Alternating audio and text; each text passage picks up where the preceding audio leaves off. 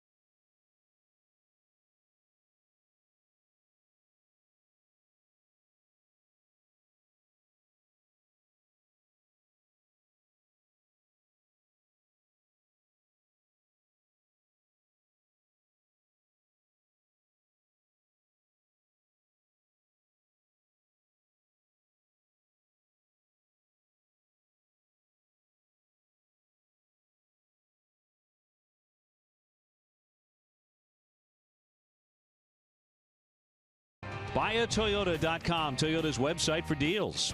By Dunkin' Donuts, America runs on Dunkin'. Subaru Retailers of New England. By LL Bean, discover gear that lasts at LLBean.com. By the 2017 Kia Sportage, visit anykiadealers.com to learn more. Digital Federal Credit Union, see what DCU can save you. And by Southwest Airlines, transparency, low fares, and nothing to hide. Red Sox and Toronto back at Fenway for a 3-game series, and the Red Sox are back out on the road to San Francisco and Minnesota. Dave O'Brien with you. We'll bring in Tom Caron and TC. It's David Price's night, and we'll see if he can knock off Toronto yet again. He is 17-2 lifetime against the Blue Jays. Yeah, Dave, the Red Sox hoping those numbers against the Blue Jays continue tonight. Red Sox pitching can use the rest, and they've got the ace on the mound. David Price, as we all know, prior to his start against Houston, kind of tweaked his mechanics, a mechanical adjustment, and even though he's had so much success at major league level, he has seen improved success since that adjustment. 3-0 in the 4 starts, 2.63 his earned run average, and he still leads the league league in strikeouts. It all coincides with the tweak that has led to increased velocity, more success, and the enduring respect of his pitching coach and teammates.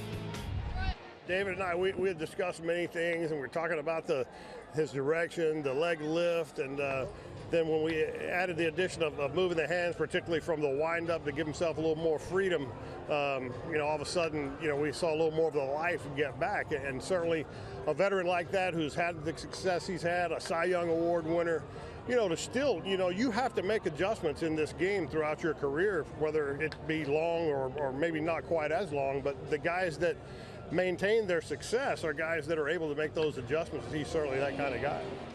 And again, Red Sox pitching can use the breather tonight. They'd like Price to go deep. 25 runs allowed over the last 2 games in Baltimore, including 7 home runs at Camden Yards by the Orioles last night. That matches the most ever given up by the Red Sox in 1 game.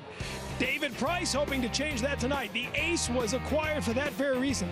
He's supposed to be the stopper and put a stop to the little 2-game losing streak. Price against Dickey, Red Sox and Blue Jays coming up at Fenway.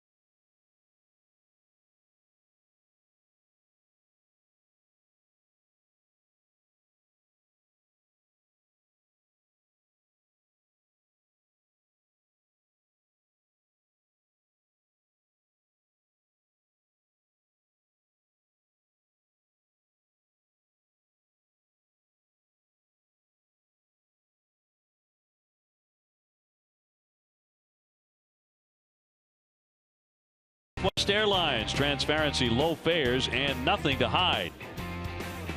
Toronto coming in a hot team. They have won 8 of their last 10. They just swept the Yankees, outscoring New York 15-3 in that series. Mr. Price on the bump. And time for a look at the Blue Jays lineup. It's brought to you by your New England Chevy dealers. Jose Bautista is their leadoff man these days. Donaldson, Encarnacion, and Saunders give them home run threats. Smoke is in the 5-hole with Travis, followed by Pilar, Barney, and Tolley the catcher. He always catches the knuckleballer R.A. Dickey. Starting pitcher presented by your New England Audi dealers. David Price, the left-hander, 7-1, ERA of 5.11. He makes his 3rd start against Toronto this season. The Red Sox defense brought to you by Southwest Airlines. You see they've made 26 errors in 54 games. You see the infield go around 3rd to 1st. Travis Shaw, Bogey at short. Pedroia at 2nd. Hanley Ramirez at 1st. In the outfield, Blake Swihart, Jackie Bradley Jr., Mookie Betts at right. Behind the plate, Christian Vasquez catching David Price. The umpires tonight are brought to you by ToyotaCertified.com. Chris Conroy behind the plate, Jerry Meals, Sean Barber, and Ron Kulpa, the 3rd base umpire. Bautista in, ready for the first one from David Price. Beautiful night here at Fenway. And in there for a strike, and we are underway. Bautista hitting just .231, but he does have 11 home runs. just off the corner. 39 career home runs against the Red Sox, including one against Price last weekend off that foul screen at Rogers.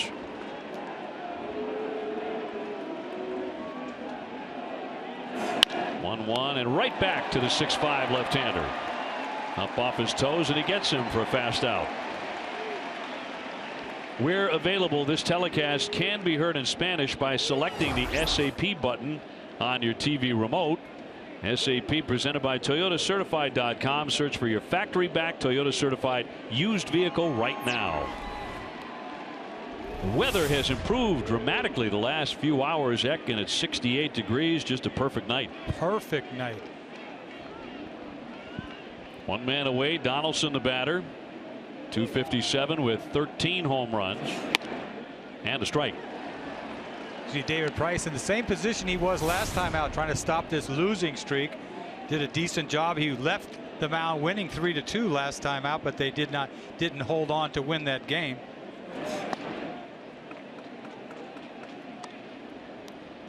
He allowed 5 hits, 2 runs, and left to a very nice ovation from an appreciative Blue Jay crowd who saluted him for the second half he pitched for the Toronto team last year.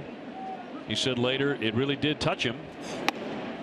You know, nothing gets this guy rattled. You know, for me to see how he reacted when he was pitching so poorly, and the way he answered the questions. I mean, he was just like, okay, you know, I stink right now, but he's not worried. He's so confident. He knows he's one of the best pitchers in the game, and he's shown it over the last 4 starts. He's gone to 3-1 on Donaldson. Encarnacion on deck. I mean, he tries to paint on every throw. It's amazing. He's trying to cut the outside corner, cut the inside corner. Doesn't throw his fastball as much as he used to. I mean, he wants to cut it. He loves his changeup. The 3-1, and that'll miss. He just did not give in. I mean, he's trying to paint that outside corner. The ball is just outside, but I'll tell you what, as the game goes on, he makes a pitch like this, he may get it later on.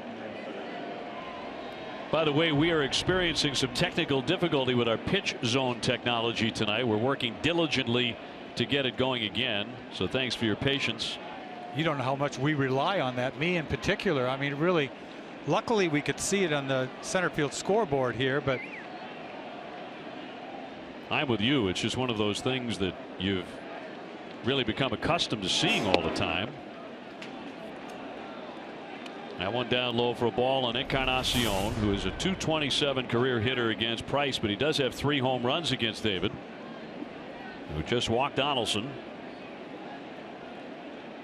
Just getting started at Fenway. And a big crowd expected on this Friday night. He would not chase, and now it's 2-0. To me, the first 3 guys in the lineup are who you just don't want to have you beat you. And he's pitching like it right now. He's thrown 10 pitches and only 3 strikes out of the gate. Encarnacion has hit safely in 5 in a row. He has 10 home runs on the year with 42 runs batted in, so he's been productive despite a batting average of .245. The 2-0. Oh. High fly center field, backing up. Jackie Bradley turning around back at Sales, and that ball is out of here. That ball was crushed. Flap up. Encarnacion with his 11th home run quickly makes it 2-0. You see this fastball, it catches some of the plate. He gets full extension and lifts this ball. I mean, this ball, as soon as he made contact, I went, oh. This ball goes halfway up the foul. I mean, the flagpole. Look at it, way up there. Whoa, it happened again. Last time out, he gave up a 2-run home run to Bautista. Now Encarnacion gets him. This is getting old for the Red Sox pitching staff after 7 home runs allowed last night. That's up the middle for a base hit. So 3 consecutive men have reached here after Bautista grounded back to the mound to begin the game. A lot of fastballs early on, and You could see why he would try to pitch around the first 3 hitters and just left one out over the plate to Encarnacion. But a lot of fastballs early on. He's trying to get settled in here. Toronto hits a lot of home runs. They're 5th in the American League in homers. The Red Sox are 4th. I mean, you watch Encarnacion take batting practice, it's frightening. I was about to say that before he went bridge. Justin Smoke, 274 with 5 home runs, has some power as well. And he takes a strike. Here, mix a little cutter in just to change your pattern here. He's not really throwing real hard. 93. Price has won each of his last 8 decisions against Toronto. 284 earned run average, but this one off to a rough start. Well, he jumped on that fastball. You see how he just follows through. He doesn't go all the way through. He stands up and recoils. That's a strong man.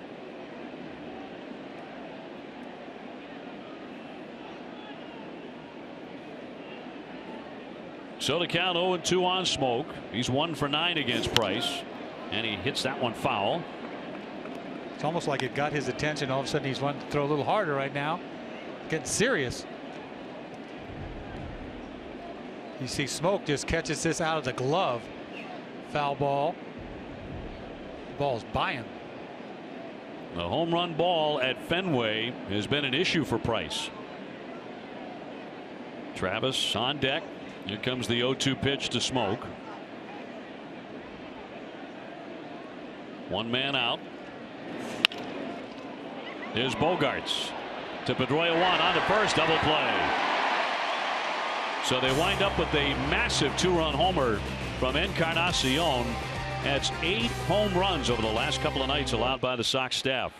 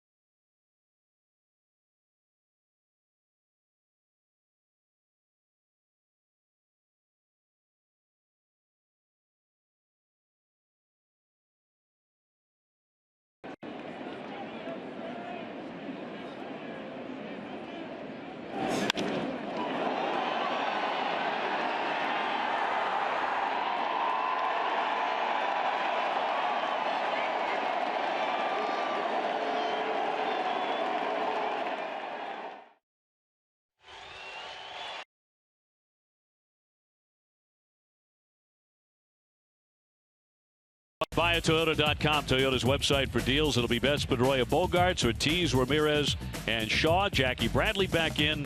Vasquez and Swihart all up against R.A. Dickey. And the first one in there for a strike. The knuckleballer 2-6. ERA of 4.64. And he has a 2-0 lead after a flagpole home run by Encarnacion to give him a little bit of wiggle room. You don't see too many flagpole home runs, do you? No, you don't. Well, Mookie Betts could duplicate that the way he's been swinging the bat, just out of his mind. 5 home runs his last 3 games, 10 in his last 22 games. He's hit safely in 6 in a row. as he trickles that one foul. And at 23 years old, he's already tied a Red Sox franchise record for multi-homer games as a leadoff hitter. He's done it 5 times. Johnny Damon, the only other player to record 5 career multi-home run games as the Red Sox leadoff man. And that one comes up and hits him, a foul ball. You wonder what he thinks when he went home those 2 nights. That first night, right? The 3 jacks. And he must be, I mean, it's hard to go to sleep. You're digging yourself like that. I mean, how can you not? And then you go deep the next night, 2 times in a row again in the first and second. 2 times, yeah. It's incredible. There's no telling what he's capable of doing. I mean, the say hey kid, right? Willie Mays.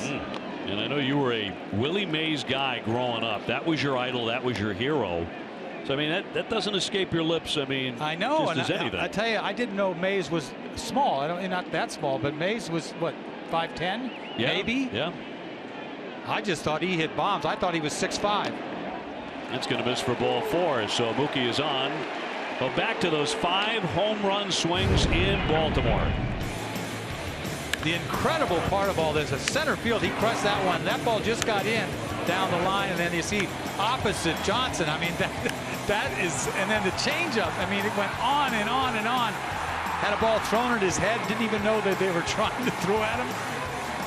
I mean, it speaks to some of his innocence. Yes. That they had every intention of at least, casting a warning his way, and he could have cared less.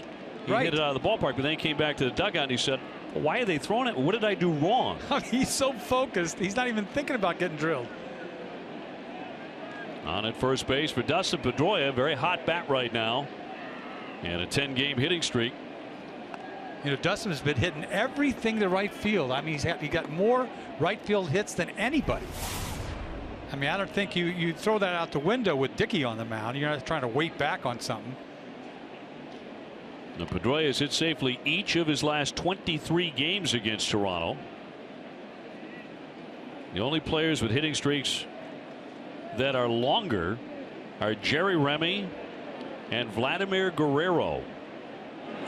Remdog with 26 in a row. I wonder if Remy knew that before they threw that stat out. I don't think he would remember that. He did not, actually. I didn't think so. And he wasn't trying to be humble either. No. You don't remember stuff like that. Did not recall that. Vladimir Guerrero, who swung at everything.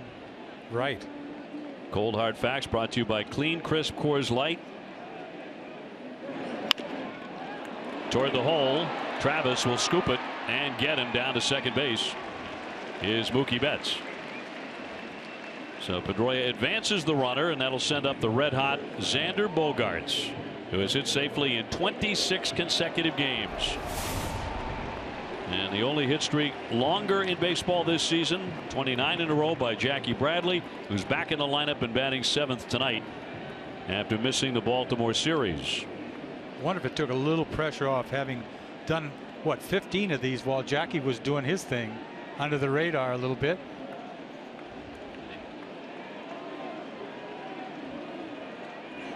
First pitch, and that'll be in there for a strike. Xander, one of only 3 shortstops in Sox history to record a hitting streak of at least 26 games. Nomar did it twice, and Johnny Pesky did it.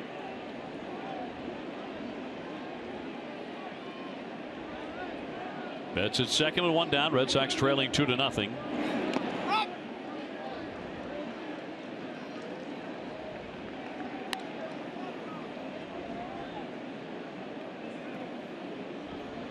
Xander on the road trip went 12 for 36. 6 for 21 in Baltimore. And he takes it inside. He's hitting .400 with runners in scoring position, tied for the lead in the American League. Amazing at bat last time against Dickey up there in Toronto, where he fouled off all those knuckleballs. I mean, that's hard to do. Foul off knuckleballs that many. Foul back. And that was a big reason why they had that inning more than anything else. Dickey could give up some bombs now too. He's given up 95 home runs since he's been a Blue Jay. Yeah, that is more than any pitcher in the majors as far as home runs allowed since he got to Toronto. 2-2 and spoiled again. Red Sox have already beaten Dickey twice this season, 7-4 and 4-1. Both of those back in April. In lifetime, he is 6-8 against the Sox, an ERA of 4.5. Boy, he's getting up there too, isn't he? 41 years old. You wonder how long he can do this.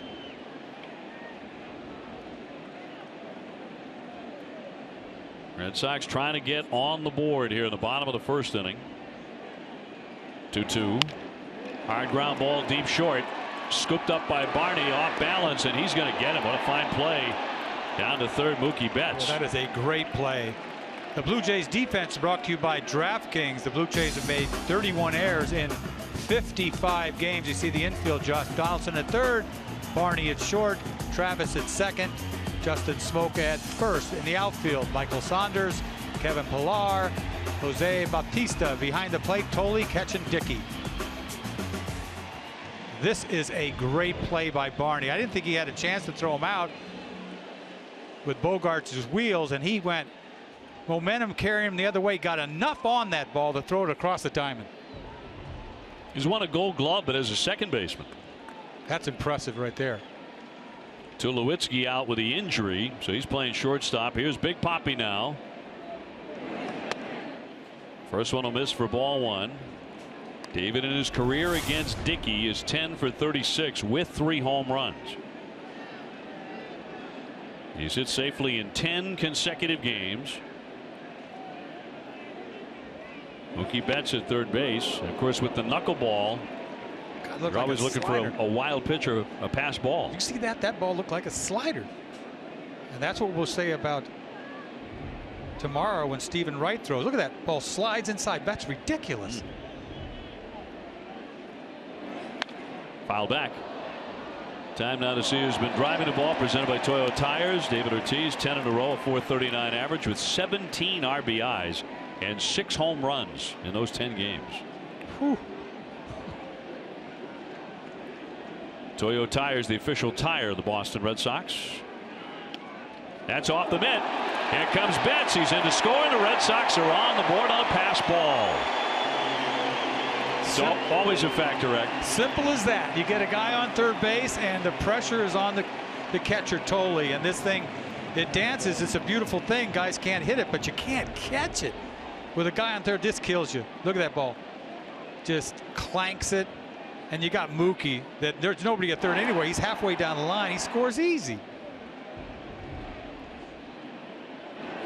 2-2 is inside. That one got him. David Ortiz struck by the pitch on a 79-mile-an-hour knuckleball.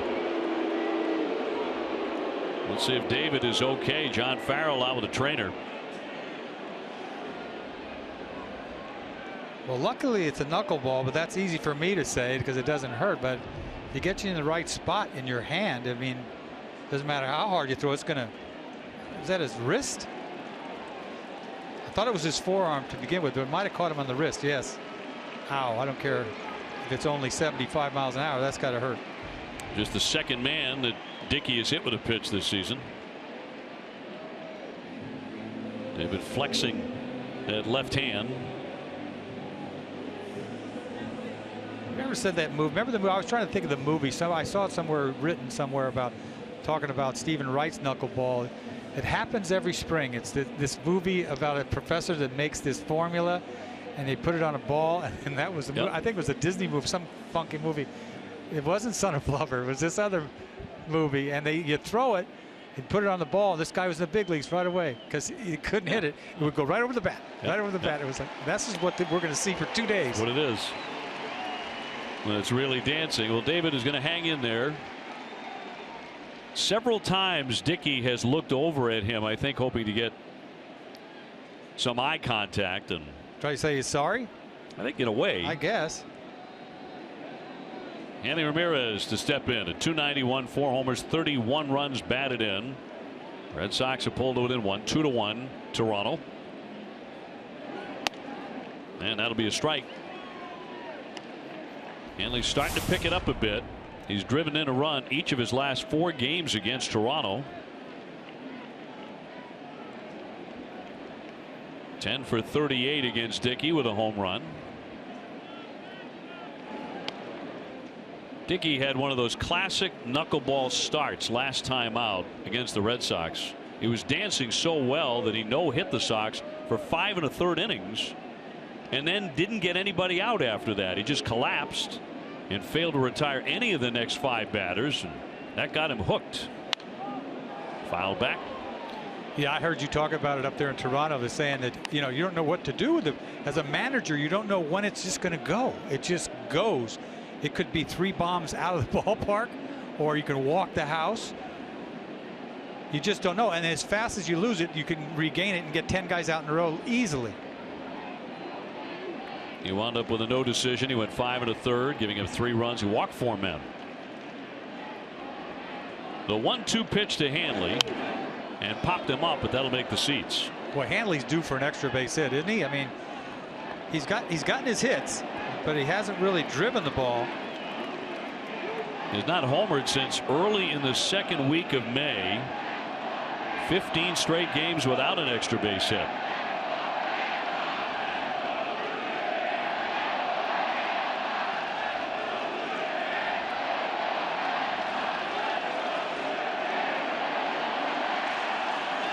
Tell you what, there are a lot of Toronto fans here. That one darts down and in for ball. We've been seeing them coming into the ballpark all night. There's a lot of them here. And they were booing their anthem because the guy didn't sing it quite right. They made a mistake and they booed him. He missed on "O Canada." Yes. And he missed bad. I mean, I can't blame them. Ortiz at first, and a 2-2 from Dickey. Now 3-2. Got to be the worst feeling in the world to not get the words right in the anthem. But you would never think they're going to boo, and I knew it wasn't the Red Sox fans because we see all the blue. It was definitely the Toronto fans. Took it personal. They unloaded. 3-2, and Ortiz will be on the move, and that's high. So he's walked 2 men and hit a batter in this inning. Red Sox fans, the 2016 Esurance MLB All-Star Game ballot is here. Head to redsox.com to choose your hashtag ASG worthy stars and send them to the Major League Baseball All-Star Game presented by MasterCard on July 12 in San Diego. Be sure to vote at redsox.com/vote. Certainly Jackie Bradley lines up. Certainly Xander Bogaerts, David Ortiz, Mookie Betts, the way he's been playing. And Jackie coming to the on-deck area. Travis Shaw, the batter. Hitting .289, 7 homers, 35 runs batted in. Does have a home run, as you can see, against Dickey. Toronto in front 2-1 in the first inning. 2 men on, and popped him up. The catcher Tolle will make that catch. Oh, he staggered a bit, but he hauls it in. So the Red Sox get the 1. It's 2-1. The Blue Jays after 1.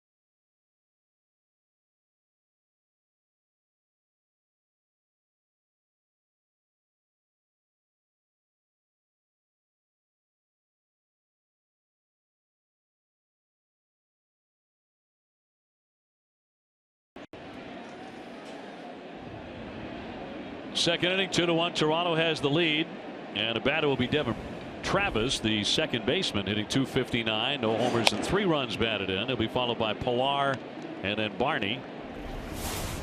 Price roughed up in the first inning, allowed a home run, a base hit. He also walked a man.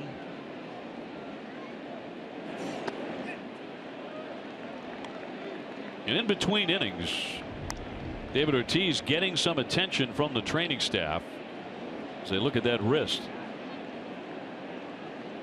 You don't think anything of it. It's a knuckleball. It doesn't matter. I mean, you could break a bone easily there.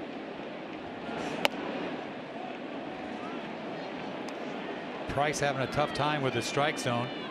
A couple of kind of weak fastballs, 90, 91.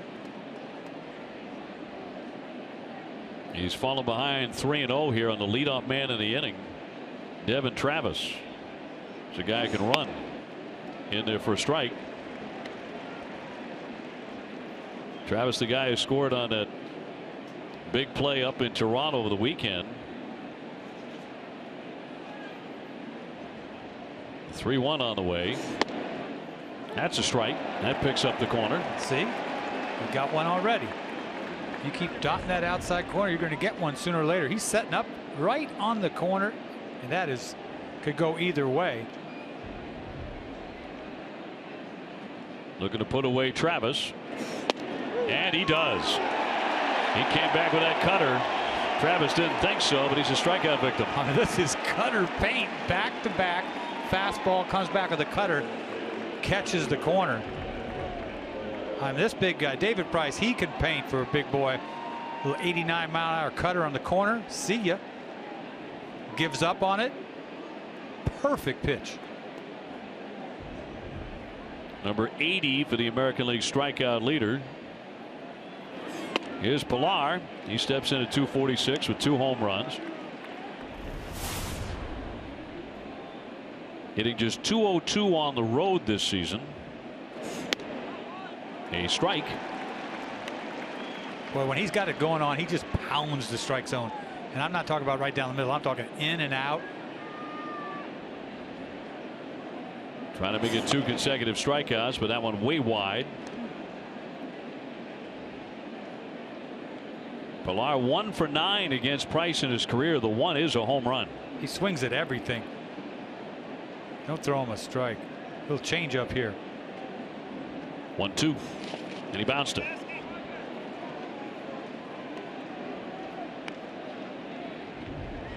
See a little 3-finger okay changeup. Turn it over a little bit. Wish I had one of those. I would have been good. You might have been all right. You might have won or saved some games in your career. If I only had that changeup. That's hard only had pitch. a changeup. Yep. How your life would have been different. Exactly. 2-2. Fly to right field. Easy play from Mookie Betts. 2 down. Red Sox Nation, from now through the end of June, Aetna will donate $500 to Boston Healthcare for the homeless for every inning completed by a Sox starting pitcher at Fenway. Visit Nesson.com for a running tally. Just another way Aetna is helping build healthier communities. Darwin Barney made a tremendous play in the hole already in this game, but he is 0 for 6 in his career against Price. Bases empty, 2 down, 2-1 Toronto. Swinging a hot bat, hitting .370 in his last 19 games.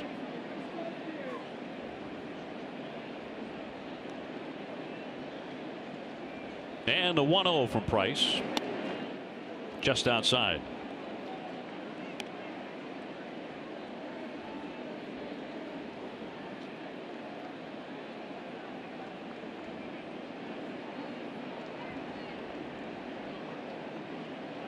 The 2-0 to the number 8 hitter. Once again, he falls behind. 3 balls and no strikes.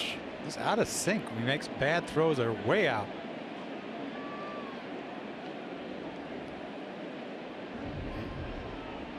See if he lifts his hands up here. He does, real high. You saw Vasquez point to that shoulder, and that's inside for ball 4. He walked on 4 straight. I'll tell you, they talk, catchers all tell you, keep your shoulder in, keep your shoulder in. You keep your shoulder in. Sometimes it has a mind of its own, I'm telling you. I mean, you're trying to throw a ball 95 miles an hour. I mean, and somebody tells you to keep your shoulder in. How do you throw it 95 if you keep your shoulder in? Do you ever do that to a catcher? You're like, keep your shoulder in. Yeah, depends on who's catching. Yeah. Here's Tolley. Hitting 143 with a homer and 1 run batted in. He's the knuckleball catcher. High chop on the infield. Charging on Bogarts. Off balance. Got him. Almost collided with Shaw, but he kept his feet underneath him. And that retires the side. 1 man left. 2-1 Toronto.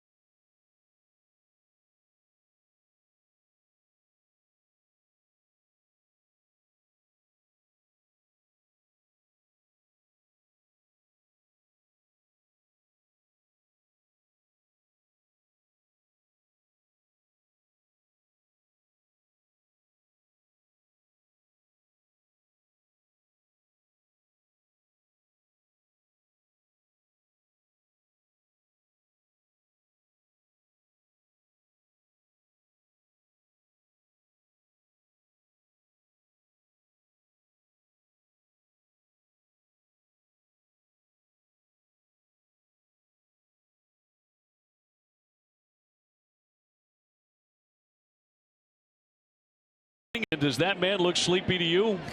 We'll check back in about 6 weeks. Jackie Bradley, the new dad, takes a strike. He's hitting .331 with 9 homers and 37 runs batted in. He and his wife Erin celebrating the birth of a beautiful little girl, Emerson Claire Bradley, as he returns to the Red Sox after missing 3 games to paternity leave. And our congratulations to Jackie and the entire Bradley family. Yeah, good for him. What a year it's been for him. What a month, what a year. And a ground ball pulled to Travis. 1 man out. Sunday on Nesson Clubhouse, we celebrate World Environment Day. We tell you the difference between playing on turf and playing on dirt. Plus, Blake Swihart teaches D'Angelo Ortiz how to block the plate. Catch it all Sunday at noon on Nesson Clubhouse, presented by Delta Dental of Massachusetts. A reminder, as Vasquez gets in, we are experiencing some technical difficulty with our pitch zone. We're trying to get that corrected tonight. 1 man away for Vasquez, hitting .231. He'll be followed by Blake Swihart. Toronto in the lead 2-1 on a massive home run by Encarnacion. The shortstop Barney will scoop and fire. 2 fast outs. Hey, our congratulations to Father Larry Esposito, Good Shepherd Parish, Linwood, Mass. Big weekend. Celebrating his 70th birthday this weekend and his 40th anniversary of his being ordained as a Catholic priest. Oh. Father, congratulations. 2 down for Swihart. He'll step in at .246. No homers and 4 runs batted in. Dickey looking for a fast inning, and that's in there for a strike.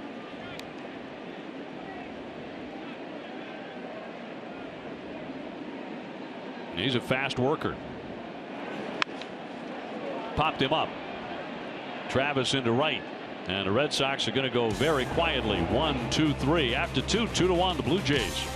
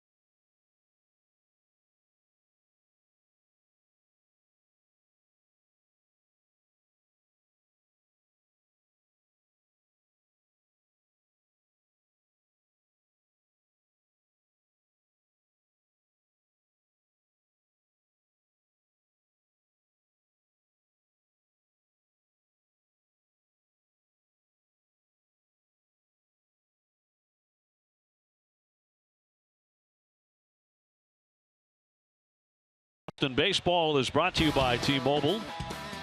Red Sox at 32-22, 1-game lead over the Orioles now, and 3.5 over this Toronto team, which has been playing very, very well and getting a lot of good pitching. Staff ERA at 3.58. That's number 2 in the American League. That's what the scary thing about this team is that they really haven't swung the bats all that well. Last year they were like the Red Sox, scoring what, close to 900 runs last year. And now they've got decent starting pitching, which is so unlike them. Here's Bautista. He is 0 for 1 with a comebacker. Oh, right off Price. It ricochets to Pedroia. He has a play, but he can't pick it up. And so Bautista will be on board, and we'll see if Price is all right because he got stung. Boy, that got him good. I mean, he couldn't do anything about it. He's kind of recoiling when he gets done throwing. Usually you get your glove in the way. When it's at your stomach, you could get your glove up right there. Watch. Right back at him. I mean, right off his chest. Did he get any glove on it? I don't think so. Look at this. Right back at him. He slowed it down. Maybe it hit. I don't know what it hit, but he's not going to let anybody know. Everything's cool. No big deal. I think he may have gotten some leather on it. You think? I'm hopeful. Yeah, I mean, he's acting like it didn't hit him. Usually if it hits you on the arm, you take some time. Yeah. So it's a base hit and brings up Donaldson, the reigning MVP, has walked and scored. He was on base when Encarnacion hit one 2/3 of the way up off of the flagpole, which is just to the right of the 379 marker. His 14th home run. These first 3 guys are scary. That was a shot. Was a shot. Nobody out, a man on. He doesn't know what he wants. There's 4 things he's doing. Finally, a little cutter, backdoor cutter. The 0-1 drops in for a strike. Sometimes a pitcher doesn't really know what he wants. You may put the first sign down that he wants, but he didn't want it at that moment. So he keeps looking in and looking in. And you got to give him everything to get back to that one. You change your mind, because he's running the show. Vasquez isn't. 0-2 down into the dirt.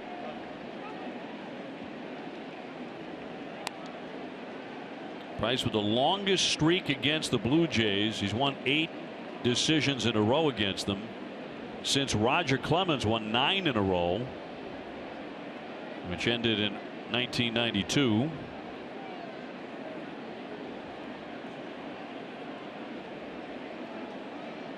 Yeah, Price really slowing it down here. Fastball away. Little tap inside. 2-2. I'll tell you one thing you can't do off the Price is steal a bag. I mean, nobody has ran on him like some crazy stat, like 40 starts or something crazy like that. I mean, he's so quick to the plate. Little teeny little leg kick. Fouled away to the right as Donaldson hangs in there. It's always been tough against the Red Sox. 322 in his career. You know, last time out against Toronto, from the stretch, he gave up a home run on a slider or cutter to Bautista. And it was on a little slide step, and he didn't pull his hands up. Jerry caught it too. That was the one pitch he didn't pull his hands up. And the ball was out of the ballpark. Yeah, he picked for it. Runner holding, and that is high for ball 3. It's been 43 starts since anyone stole the bag off him. Wow, that's amazing. To not have to worry about guys running. I mean, that is out of the game, running. Goes back to September 28 of 2014.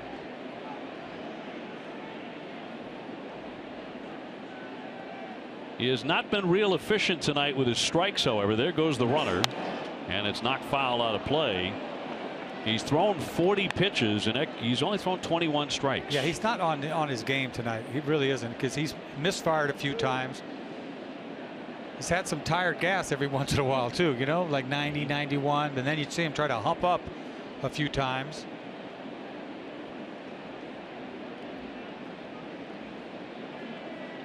Toronto ahead 2-1 in the top half of the 3rd inning. And Bautista was taken off on the 3-2 pitch last time.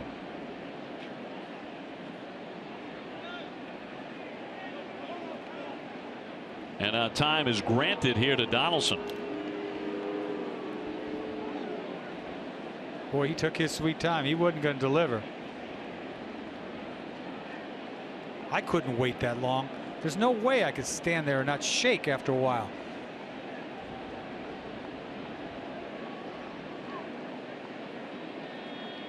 Price has always been a very deliberate guy with men on base. You aren't kidding. Here's the payoff pitch. Runner goes. Spoiled again.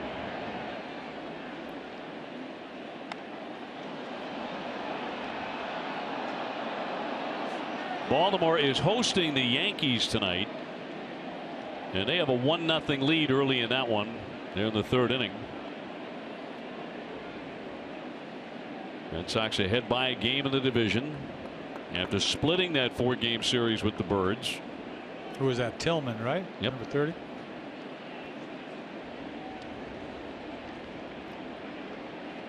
The 3-2 again to Donaldson with the runner going, and it's fouled off once more on a changeup.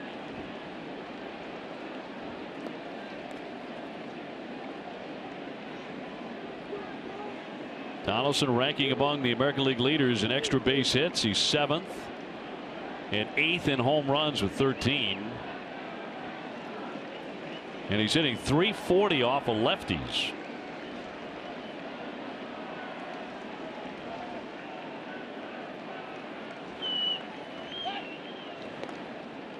You really don't see him throw over all that much. He's trying to wait him out here. It's like he's in no hurry to deliver a pitch. He also knows who's on deck. I mean, the hitter is anxious. There's no doubt about it. Donaldson wants to crush something. Down low, but dug out by Hanley.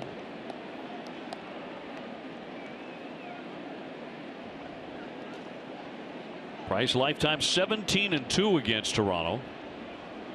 So they were delighted to acquire him from the Tigers last year. That really paid off. They run to postseason play, runner not going, and this one popped into right field. So long at bat will end on that. A fly to Mookie Betts. Let's toss it down to our man Tom Caron. TC. Hey, OP, I'm here with Lindsey Buchholz. The 4th annual Buchholz Bowl coming up in July. This becomes such a cool event. Tim Wakefield and I got to host it last year, but you're kicking it up to another level this year, aren't you? We are. This year we have a benefit concert. So it's the Buchholz Bowl and Benefit Bash.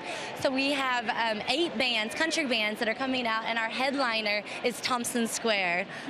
Huge. And this is at the House of Blue. You got the whole thing. House of Blue. So we start off at Lucky Strike. We do the bowling, live auction, silent auction. All the Red Sox come out, and then we kick it over to House of Blues, and we do a full-on country bash benefit concert with another big, huge live auction package there, and it's all for the kids. It's a great cause. July 7th. And you're hosting it again. I just found out I'm hosting it, by the way. This is breaking news to all of us. Sorry. That's all right. Thank you for asking. I talked to Wake last night. He said he's in. So Wake's in, I'm in. Okay. Here we go. And last year, everybody, I mean, you said the whole team, literally the whole team is there. Everybody comes out. We have a lot of celebrities. We have a lot of Patriots, a lot of Bruins. Everyone comes out for it. And, you know, that's what it's about. Like, it's bigger than baseball. You know, we're helping save lives, save kids' lives. So, Base hit into left field off the bat of Encarnacion to play at third. He got him. Bautista cut down at third base. TC, sorry to interrupt there. No. The game is bigger than all of us, Opie. We know that. So we took a break for the out at third base real quick. Yeah, we got him out. It's all good. But just to wrap it up, the info is up on the screen, I believe, right now. ClayBuchholzFoundation.org. You can buy tickets there. Again, we would love it's $75 a ticket. So, which, to put it in perspective, that amount of money can change an entire life. Change lives. We help kids that have it's a home for kids with cancer here. So it's $5,000 a month to help a family with kids with cancer. We help a school for autism that $75 is care for a week. Melmark and, you know, Mohegan Sun and Mass Mutual, they are sponsoring it. It's a huge event. Thank you for coming out to host it. And yeah, you're welcome. Thanks for asking. I'm afraid a ball is going to come. You better catch it. We're going to get out of here before we take a line drive. So, guys, all the Red Sox will be there, and apparently I will be there too. Yeah, and hosting, as you've since been told. Thank you, TC. Great stuff there with Lindsay, and what an amazing event that is. I mean, it's a great night of fun and all for a terrific cause. I can't remember the last time I bowled. You got to go. I want to see you bowl. That's the 7th they said? I actually want to see Mookie bowl. Yeah, he can bowl. Because he's the real deal. What, 7 perfect games? Well, here's Saunders. Swihart just made an outstanding throw to cut down Bautista. What a play by Swihart. You know, Bautista, the ball is right in front of him. Change up, hooks it down the line, but Swihart gets to it. Doesn't let it get to the fence. Throw, one hop, right there, bang. Bautista has got the play right in front of him, but throws right on the money. Is that his first put out from the outfield? I think so. I think it is. Indeed it is. And that is outside for a ball. He had a couple when he was with the Paw Sox and learning to play the outfield. He said, I actually had 3, but the umpire missed one. He was ragging on the umpire. It's the AAA umpire. He said, I absolutely got the guy. That was easy for him. I mean, the play was made because he got it on a hop, didn't go to the fence. 2-1 big swing and a miss on a fastball. 2-2. Toronto in front here 2-1. We're in the 3rd inning. Dennis Eckersley, Dave O'Brien, and Tom Caron. A man of so much ability and talent, and all you have to do is reach out and grab him and say, come host my event, and he'll come do it. He'll do your post game and your pre-game. He'll do your play-by-play. Just to stay in shape, right? Yes, the 2-2. Fouled on the ground. I'll tell you, that was a big play. You think about it right now, this could be the play of the game. Yep. I thought that was going to be a double for sure. 2nd and 3rd, 1 out. I was talking to Blake before the game. I said, how much sleep do you get? Red Sox get in about 3 o'clock in the morning. He said, oh man, it was great. I crashed. I slept until about noon. I'm looking at him like, well, that's a guy who's 24 years old, right? He can sleep till noon and feel good. Conversa is chatting with John Farrell in his office, and John was up at 9 o'clock in the morning. He said, I can't sleep. And I'm the same age John is. I'm the same way. But the older you get, the less sleep you need. True. No, it's not. Well, actually, yeah. now that you say so, yeah.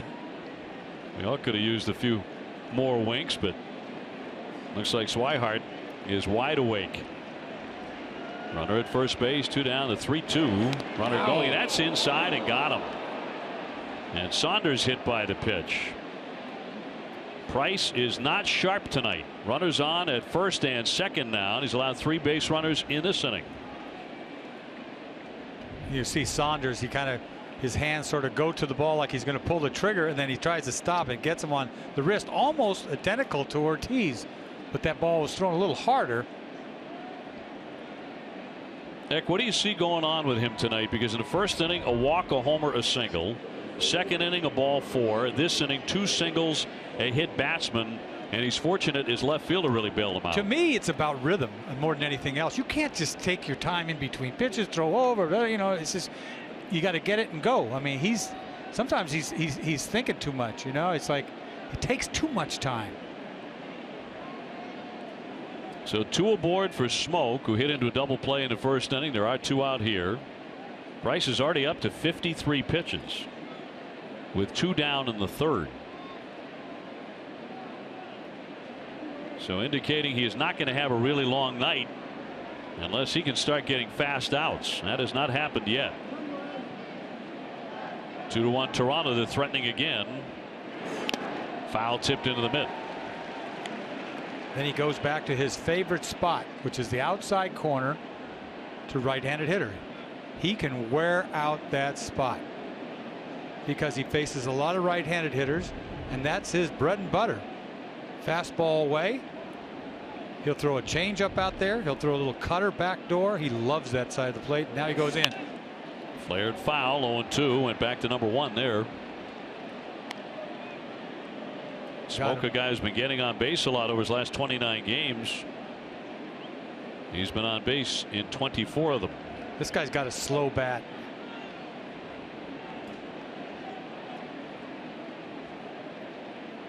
Encarnacion at second. Saunders at first. And Price thinking about a strikeout here. So far tonight, only 1 K in the book. You're going to go in hard. The lefty's 0-2. Oh. Line shot center. Jackie coming on, makes the catch, but that one was hit stiff. He's fortunate to get out of that inning unscathed. 2-1 Toronto. You aren't kidding.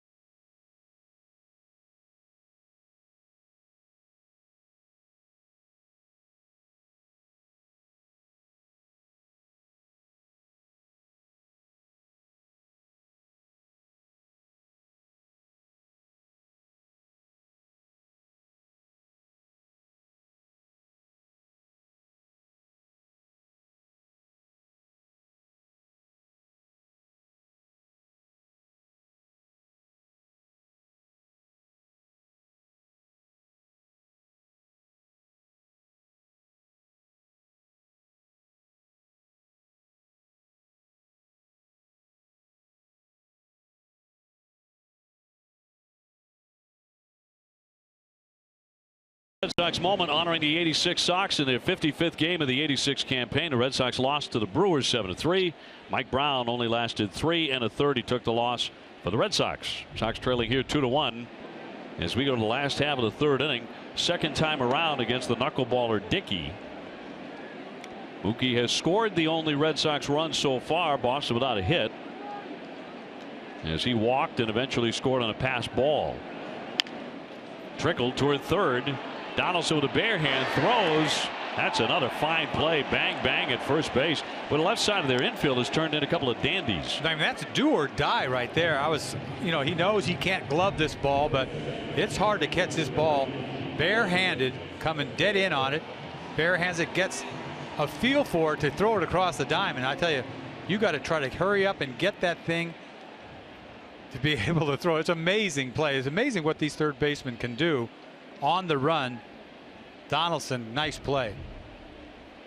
A lot of good defensive third basemen these days. There is, and he's not a Golden Glover, but we see him make a lot of good plays. As a former catcher, converted to third. Pedroia fouls one off his foot. He's 0 for 1 tonight with a ground ball to second. And a 10-game hitting streak for the Red Sox second baseman. He had a really fine series against the Orioles, 9 for 21. He's having a quiet, great year. He really is.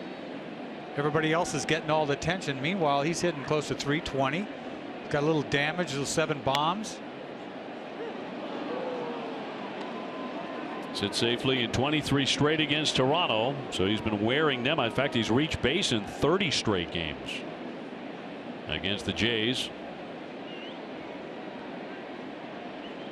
Xander Bogaerts on deck in the 0-2. Hammered on a line and caught by Barney, who's made a couple of tremendous plays. And how about this leaping grab to Rob Pedroia? Back-to-back great plays. This on a bullet. Barney gets up.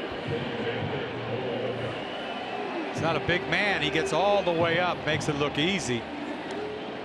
But the timing on this play is incredible. Line drive, kind of a sinking topspin line drive. He gets up. Pretty play. Back-to-back big league defensive plays. Totally. Here's Xander now 0 for 1. Tulo would have had a better chance at that. He's about what, 6'3"? He's a big man, Tulo. He may not have had to leap. Right.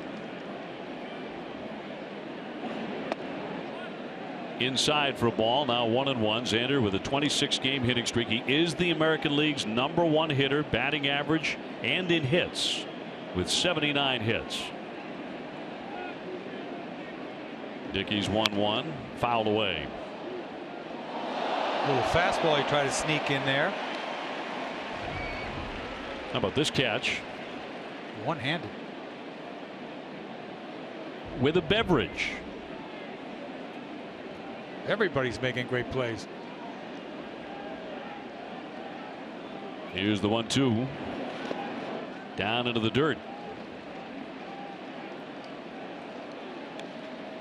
Dickey out of Nashville, Tennessee, which is where David Price now lives. The 2-2. And moved him back a bit. Big Papi on deck. David was struck by a pitch on the wrist. A knuckleball in the first inning. Required a little bit of attention, but appears to be just fine. How about a fastball here, you think? On 3-2. And he missed with it. He thought he had it. That was a knuckleball at 74. Did not get the call. Kind of buckled Dickey on that. He kind of little hiccup trying to walk off the mound. Look at this. This ball's down middle. He thought he had a little skip. Nope. Nope. He was halfway to the dugout. Chris Conroy called him back. So Ortiz will step up.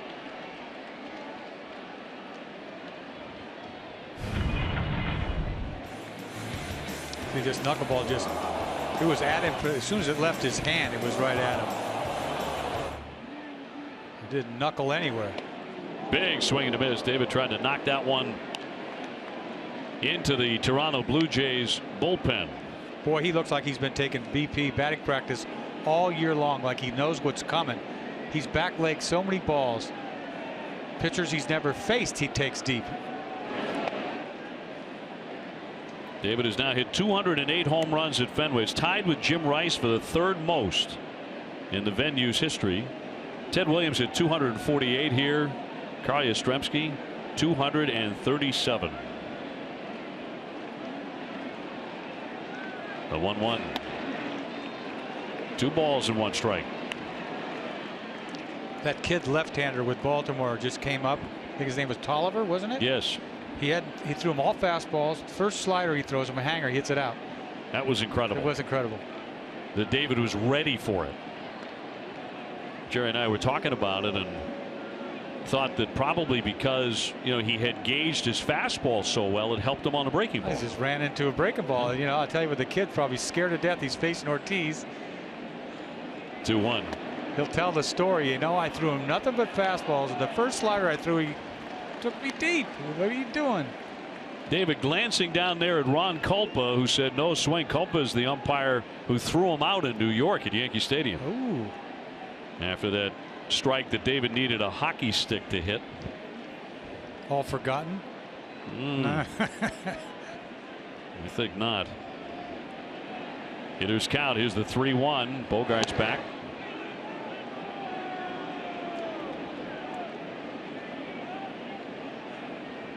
Two to 1 Toronto in the third. Beautiful, beautiful night here. Back at Fenway for 3. And he lets it go for ball 4. Back-to-back walks here. And Dickey might be getting wild again, as he did in Toronto in that 6th inning that got away from him in the last series. Hey, the first Paw Sox broadcast of the season is Monday night on NESN.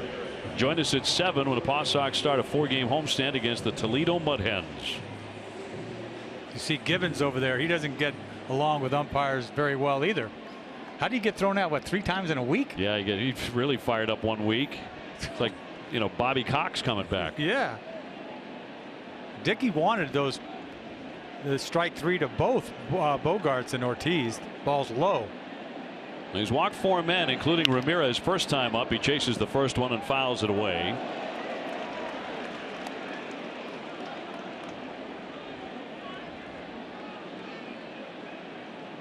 Red Sox still don't have a hit against Dickey. 4 walks and a hit batter. He no-hit the Red Sox for 5 1/3 in Toronto. Wound up with no decision. Bloom foul 0-2.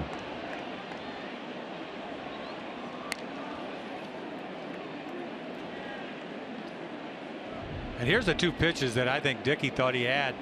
Ball's low a little bit. He thought he had it. And then you see the Ortiz, that ball almost identical. Calls it low. Hanley has driven in some runs against Toronto in his career. He takes a ball outside. 31 career games against the Blue Jays. He has 25 RBIs. If he can drive in one right here, the game will be tied. I think he's going to launch one. He's a bit due. May 10th, the last one. Ground ball here instead, and Travis will throw on to first to retire the side. Red Sox will strand 2. Still 2-1 Toronto.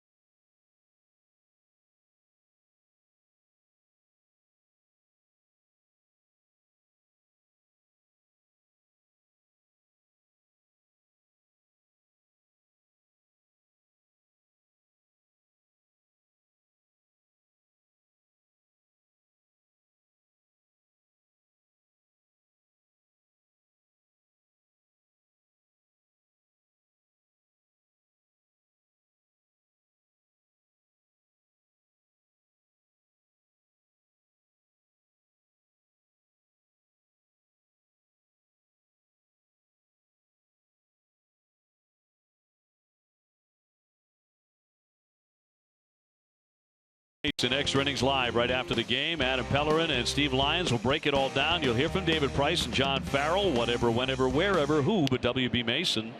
As we go to the fourth inning, it is 2-1 Toronto. Dennis Eckersley in the booth tonight. Dave O'Brien and TC here as well. As Travis leads things off, he struck out looking in the second inning, so he's 0 for 1. A chopper. And Shaw will throw low, and that one eats up Hanley, and it's off into the dugout. So Travis will be awarded second base. Looked like a routine ground ball. It's not about the ground ball. It's about the throw. Stays back. Gets prepared to throw and just throws it straight into the ground. That's a tough pick by Hanley. Ball on the grass way out in front of him. Ball kind of kicked to the right a little bit. Didn't have a true hop.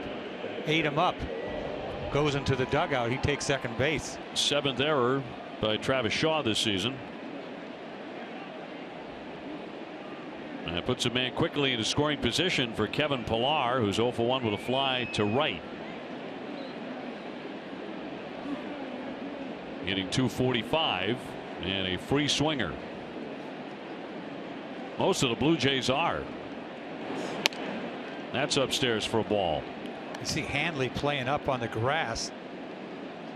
Ramirez playing up on the grass. You wonder why he's so shallow here.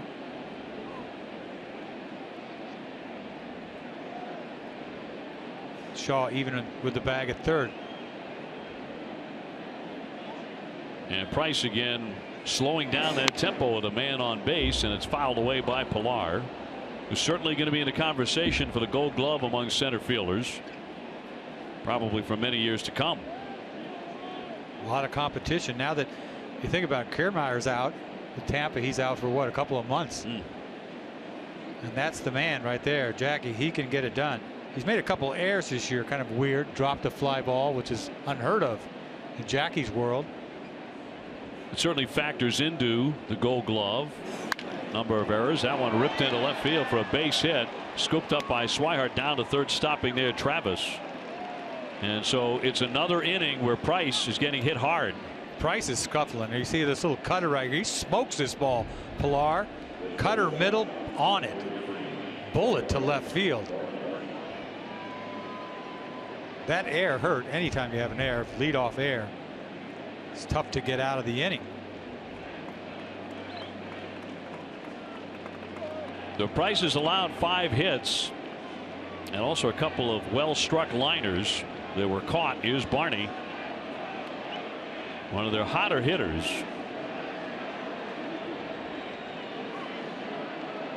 Runners at first and third, nobody out.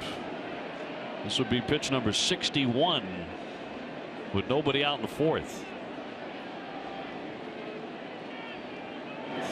What the Red Sox really needed was kind of a shutdown performance by Price tonight. That's what they were looking forward to from the ace after what happened the last 2 nights in Baltimore, allowing 25 runs, the pitching staff. 7 home runs last night. You know, you expect your ace just to go out there and shut people out. It's not that easy of a thing to do, especially in the American League, especially against the Toronto Blue Jays. Ground ball is short. Bogarts, Pedroia, that's one on the first double play. The run does come in to score, which will make it 3-1. But now the bases are empty on the twin killing. Nicely done. I mean, you'll take this in a heartbeat. Double play ball. You can have that run. What a gift right here. Just a ground ball, easy double play ball. Tailor-made double play ball. Take the run, 2 outs. It's a beautiful thing. If he wants to get his act back together again, that's going to start right there. And now he gets the 9-hitter and the light hitting Tolley. Hitting just a $140 with 1 home run. Bent in there for a strike.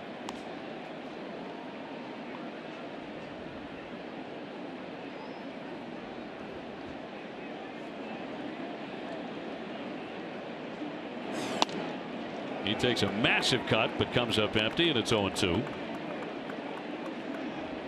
Tolley was a Met when Dickey was a Met, and he caught him there. Dickey won the Cy Young. He's lucky he's got Dickey. 0-2, and that's in there for strike 3. He fans him. They get another run now, 3-1 Toronto.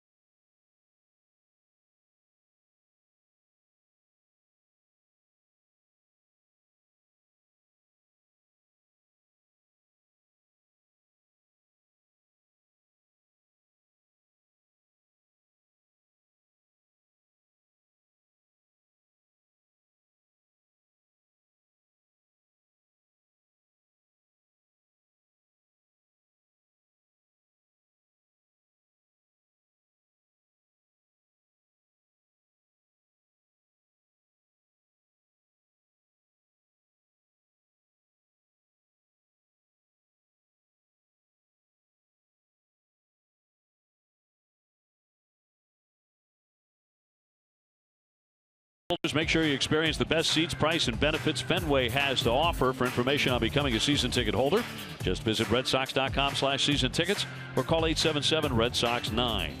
To the bottom of the 4th inning, Red Sox trailing 3-1 to R.A. Dickey, who has held Boston hitless. It'll be Travis Shaw, Jackie Bradley Jr., and then Christian Vasquez here in the last half of the 4th. Red Sox in need of base runners. Well, actually, they have not been wanting for base runners tonight. Mookie Betts walked in the 1st inning to lead it off. David Ortiz was hit by a pitch, and Hanley Ramirez walked. So 3 base runners in the 1st and 2 more walks in the 3rd inning. So they've had some chances. Dickey has not been perfect. He wasn't perfect last time out, even 5 in the 3rd, and then it all exploded in the 6th. Maybe the same thing can happen here in the 4th. 3 balls and 1 strike on Travis Shaw. JBJ on deck. 3-2. Threw the cheese by him. 81 mile an hour.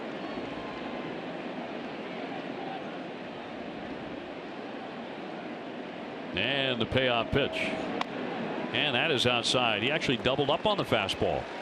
And he walks him. So he's given the Red Sox opportunities. Already walked 5 men and hit a batter. You like to watch this if you're a manager? I mean, it would eat me alive. I couldn't do it. I don't know how he can be that relaxed. I can't watch this. Spitting seeds. And oh, yeah. You got to just relax when you watch it. Just like they are. They're relaxed, too. You won't find a more relaxed guy than Stephen Wright, will you? I mean, he is just as calm as a cucumber. Nope. Day pitches just like any other day for him. Jackie is 0 for 1 with a tapper to second base. He's hitting .398 in night games. Knocked down by Tolley. Nice scoop there. I mean, you're just praying he throws strikes. I mean, this is ugly. Just walked his 5th batter, then he throws a ball in the dirt. You're going, what's going to happen? This is not, this could be ugly. Vasquez on deck, Shaw at first base, and the 1-0 pitch from R.A. Dickey. That drifts a little high. Dickey very active in charities. Back in January of 2012, he scaled Mount Kilimanjaro to raise money for a charity. which combats human trafficking in India. The Mets were not thrilled about the climb. Right, I remember that. Toward the hole, Travis fills it on to first base to get the out. Into second is Travis Shaw. He was in danger of forfeiting his salary in 2012 if he had gotten injured, but he said, yeah, I'm a grown man, I can do what I want to do, but at the same time, if I slip and I fall and I break my leg and can't pitch for a couple of months, legally they have the authority to void my contract. But he also said it's not like climbing Everest or K2 or Fuji. He said, I'm not real worried about it, and it all went fine. When was he the Cy Young? Was this after he was Cy Young or before? It was after the Cy Young. After, okay. Yeah. In there for a called strike. Jackie Bradley advancing the runner down to second. Red Sox trying to get on the board again.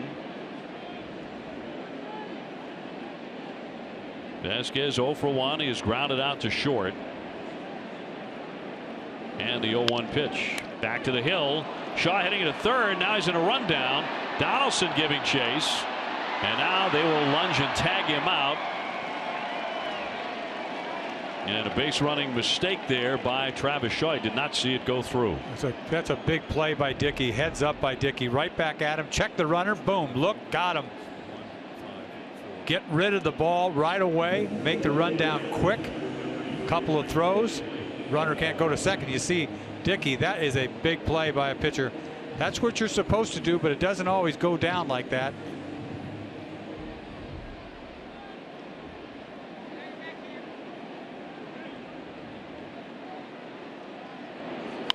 And a high pop up. The third baseman Donaldson will back up into left field and make the play.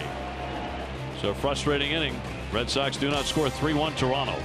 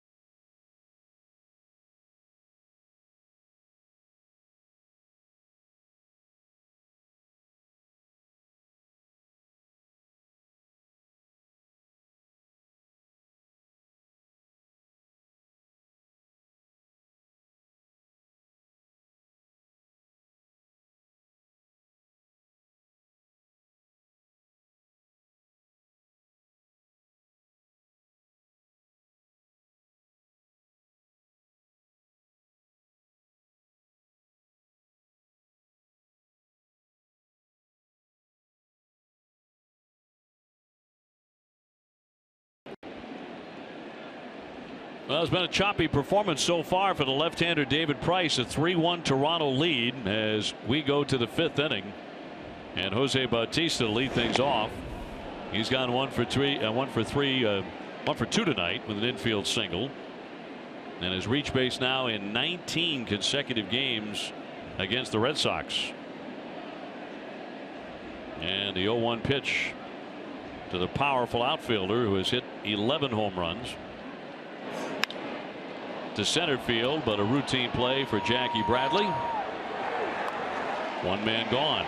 Sox fans, what's better than bacon and beer? On Sunday, June 12th, sampled bacon-inspired dishes from over 40 of Boston's best restaurants and over 30 different beers at Fenway. Visit RedSoxFoundation.org/bacon to purchase your tickets.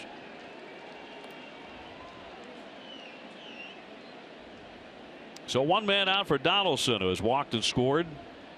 He was on base when Encarnacion torched a 2-run homer in the first inning.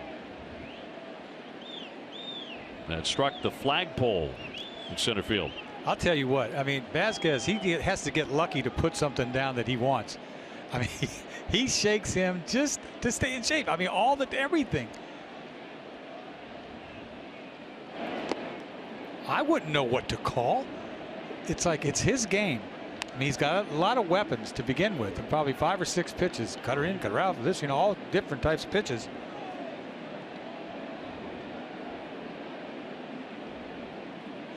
He wanted it. All right. And bounded foul by Donaldson. Is a little upset he didn't do more with that. He had a really long at bat in the first inning. They look away. For the most part, they're looking away and just try to adjust to something on the inner half. The 1-1 would not chase. You don't see David Price throw fastballs like he used to. And I don't mean velocity. He doesn't throw as many fastballs anymore. Cut on and missed, and right there, right to your point, that's a changeup. Yeah, you're not going to get fastball and fastball counts from David Price, even though he throws hard still. He's got a great change. He loves his changeup. He really does. I would too. 1 man out, 2-2 home, and outside. I'll tell you what I really loved when he was regularly throwing 95, 96 miles an hour. And that's what we saw years ago. I mean, he threw 110 pitches, 100 of them would be fastballs. Sure. And when he made those adjustments and started, holding the glove up higher and a higher leg kick, he was touching 95 on occasion. It kind of freed him up a little bit, right? I mean, having his hands higher. We've not seen that tonight. No, we haven't. 3-2, and that one drifted outside for ball 4. So they've had at least 1 base runner in every inning. He's hit a bat. He's also walked 3. He's just trying to be careful. You got these guys, these first big hairy guys. They swing the bat hard. We are experiencing technical difficulty with our pitch zone tonight. We're still working to try and fix that. We thank you so much for your patience. Encarnacion has belted a long 2-run homer. He's also singled. So 2 for 2, hitting .252.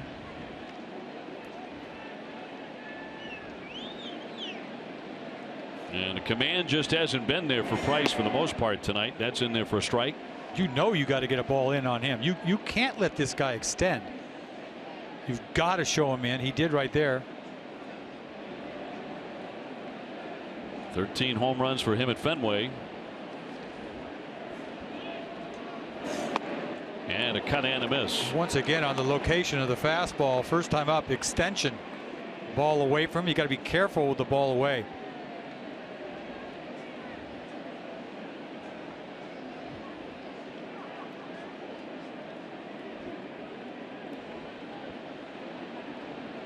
Two strikes on Edwin Encarnacion, a free agent at the end of the season. Tried to hold up. Did he offer? He did. That's going to be strike 3 as Jerry Meals rings him up. Encarnacion didn't think so. This ball's down and away. He doesn't even want to throw strike. He's trying to paint the outside corner. A little changeup. I don't know. Well, you'll take it. Better angle here. See him throw the head at it. I don't. He didn't go. That's he a didn't check go. swing. He did not go. He did not go. That really wasn't that close. No. Jerry, wake up over there. Well, we'll take it. So 2 down for Saunders, who has singled and been hit by a pitch. Red Sox are trailing 3-1. They do not have a hit yet, but you don't sense panic in this Red Sox offense. Ever. It's almost like I got to believe that with the 5 walks, Dickey's not really feeling real good. He's just saying, when's this going to end?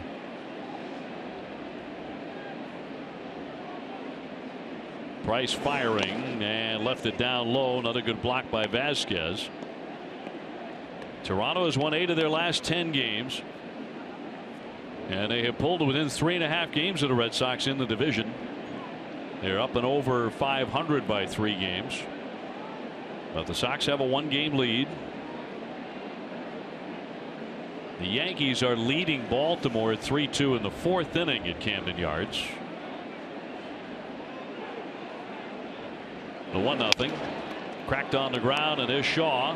And the toss into Bogarts for the force play to retire the side. Red Sox look for their first hit. 3-1 Toronto.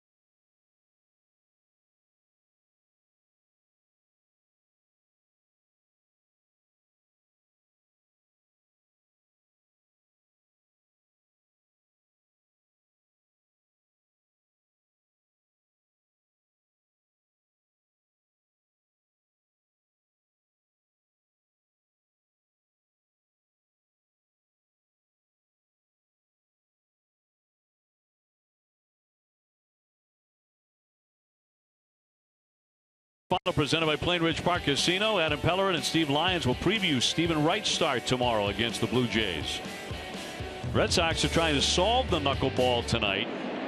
Here's Mookie Betts, who has walked and scored the only Red Sox run. That was on a pass ball. He's also grounded out to third. The Sox have been held hitless. They've seen this movie before against R.A. Dickey the last time they faced him. But it all ended well. He struggled against the Red Sox for the last, year and a half. 0-2 loop foul out of play. He owned him a couple of years ago, went 4-0. And in fact, since then has not beaten the Red Sox since. Toronto has not been winning in his starts either. They're 2-9 in starts where he has pitched. And it's cut on and missed for strike 3. So down goes Mookie. Now let's toss it down to Tom Caron. TC. Hey, OB, last night the Red Sox exploded for 5 runs in the 5th inning. Latest come from behind effort for a team that has 13 come from behind wins this year. John Farrell said all of that has led to an incredible energy in the dugout every night. Well, you'd like to think that sometime late in the ballgame when you need an extra push to find a way to dig a little bit deeper, we've shown that. The one thing that has stood out through this first third of the season is our ability to answer back when the opponent has scored. We found a way to put multiple runs up on the board, whether it's consecutive base hits, somebody clicking one for a multi-run home run. But there's a lot of unity in this group, whether it's the group that we referred to that played together in the system all the way up. The beautiful thing is that on a given night, we could have anywhere from 9 out of our 10 guys in the lineup as original players signed and drafted and developed by the Red Sox. I think that's a huge boost and a proud moment for our organization. That's John Farrell appearing on Friday night Fenway. 13 come from behind wins this year, guys. One of them last Sunday against R.A. Dickey when they were down 2-0 early and won in extra innings. Hobie. And trying to do it again, TC, trailing here 3-1. Thank you very much. I know John Farrell's very, very fond of this team, and you're hearing that a lot. The chemistry of the Red Sox, the togetherness of this team, which reminds many, I think, in New England of the 13 club. But it's so young. That's the difference. Much younger. Much yes. younger. That's why he's so proud of this organization, and they should be. Most of these kids can't grow a beard. Although Jackie's had one all along. Swihart's got a little tired one. Third baseman Donaldson to scoop and fire and get him. So Dustin Pedroia is 0 for 3. So no hits yet through 4 2/3, and Xander Bogaerts will try and break that up. He is grounded to short and taken ball 4.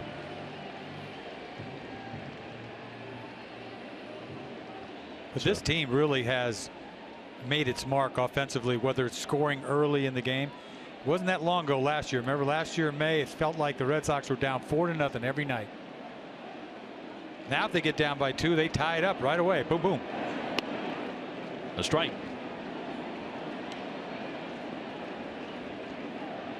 26-game hitting streak, but none tonight for the X-Man. Here's the 0-1.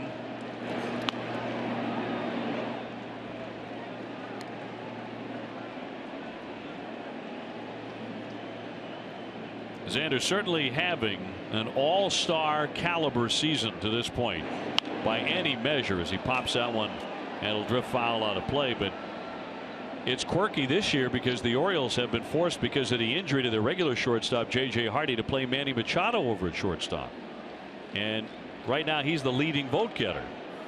That's weird. And he's the third baseman. Right. So that's nudging Xander in the wrong direction. Xander to me is the all-star shortstop. I mean, I don't get that. You know, you play shortstop for what, a month and you're there? I don't get it. Cut on and missed, and down he goes, strike 3, and Dickey makes quick work of the Red Sox in the 5th. 1-2-3, 3-1 Toronto.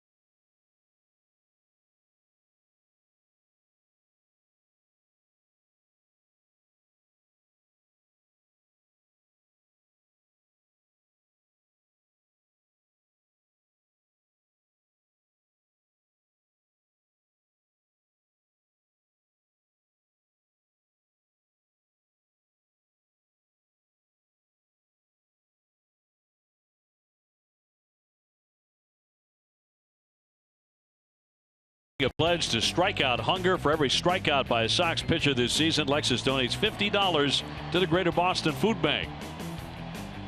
To the 6th inning, 3-1 Toronto ahead. And Justin Smoke leading it off here. He's hit into a double play and lined to center field. Hit the ball hard in the 3rd inning. There have been a few shots here against Price, who has surrendered 5 hits. His command has not been great with 3 walks, and he's hit a batter. There they go again. 5 signs. Changeup. He's liked that pitch a lot. Big old swing on Smoke.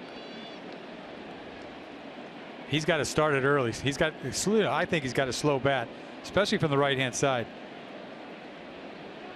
Although he did hit a bullet off him, didn't he? Yeah, to center field. It was caught. 1-1 off the mitt. That might have been a strike. We'll never know. He's called a ball. 2-1.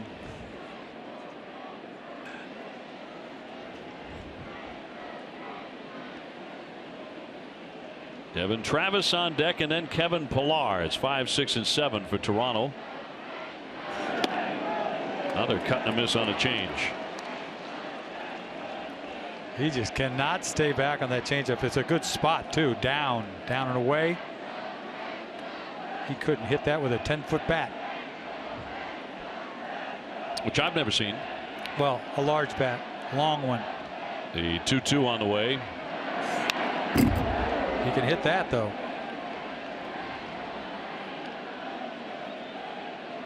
The play of the game is Swihart. I mean, that to me was a big, huge play. Throwing out Batista at third base. Outstanding throw. There has been some outstanding defense in this game. Toronto's made 2 or 3 exceptional plays. Change up again. And he knocks a foul at home plate. Back to that throw by Blake Swihart. Getting better and better every day in left. You see him cut this ball off. I thought I was going to the fence. I really did. One hop, he gets there. That's probably what tricked Batista, thinking he can go to third easy. He probably got halfway there and went, oh no, what am I doing? Throw right on the money. You got to love that. Price looking for a strikeout of Smoke here, and he won't get it on that pitch. Very few fastballs. Right. That's why when you're a catcher, you don't know what to call.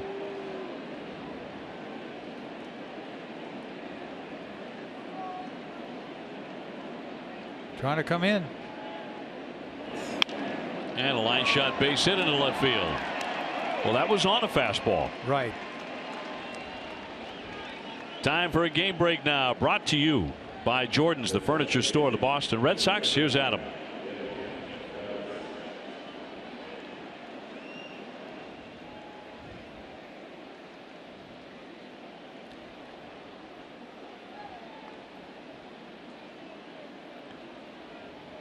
As we know, Adam, the baseball flying out of Camden Yards right now. Did you see that swing? I thought he didn't even leave the box. No. He thought it was a foul ball. That ball jumped off his bat. To the opposite field. I can't pitch there. Don't even think about that place. That place is a joke. Line drive to right, closing on at Betts, and he makes the catch for the out, and Travis is retired.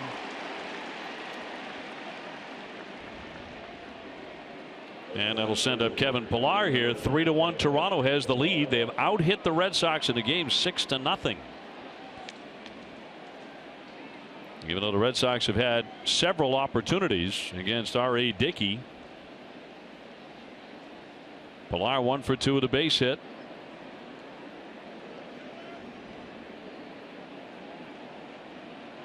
Coming into the ball game, he had just 1 hit in his last 17 at bats against the left-hander. And he takes a strike. It hasn't been pretty, but you think about it, he's only thrown, what, 89 pitches. He's here in the 6th inning.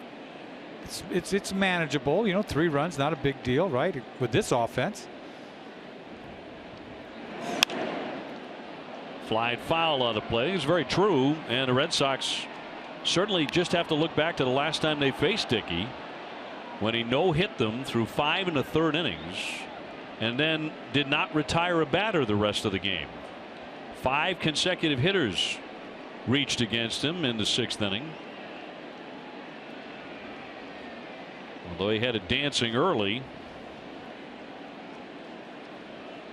And the 0-2. That is off the outside.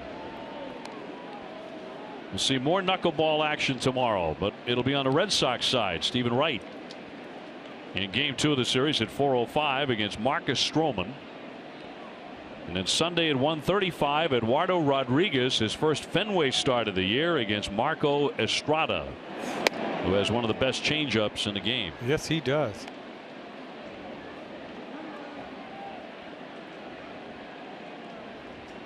Boy, he takes a lot of deep breaths out there, doesn't he? He's just making me breathe in and out. It's like hyperventilating up here. One away, Smoke at first base. Here's the 2-2. Line drive caught by Pedroia. No play back at first base, and they're 2 down. 3 balls hit hard this inning. Tonight, after Red Sox coverage on NESN Sports Today, we have a 2-part Jerry Remy sit-down with Hanley Ramirez and a one-on-one interview with Bruins GM Don Sweeney. That's tonight after Red Sox coverage on NESN Sports Today, presented by People's United Bank. Darwin Barney has walked, and he's also hit into a 6-4-3 double play and made 2 exceptional defensive plays. Price has allowed a base runner in every inning. 3 of them in the first inning. He walked a man in the second. 2 hits and a hit batsman in the third. There was an error and a single in the 4th inning. Another walk in the 5th inning. And a single here in the 6th inning. So nothing's been clean for the lefty. 1 ball, 1 strike. Well, you can really feel it here at Fenway tonight. I'm sure John Farrell is sensing the same thing. Just waiting for the offense to explode. Had nothing to really clap about. You clap over a walk. Bloop toward right field, but slicing in a foul territory and off the sidewall.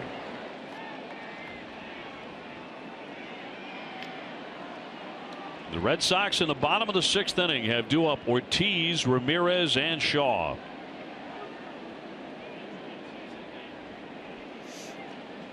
Meanwhile, Price is closing in on 100 pitches.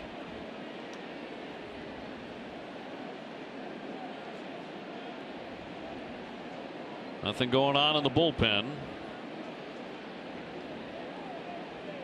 Here comes pitch number 96. Yes. And it's in there for strike 3. Came back with a fastball and nipped the corner. 1 man left. See if the Red Sox can get it going. They need some hits.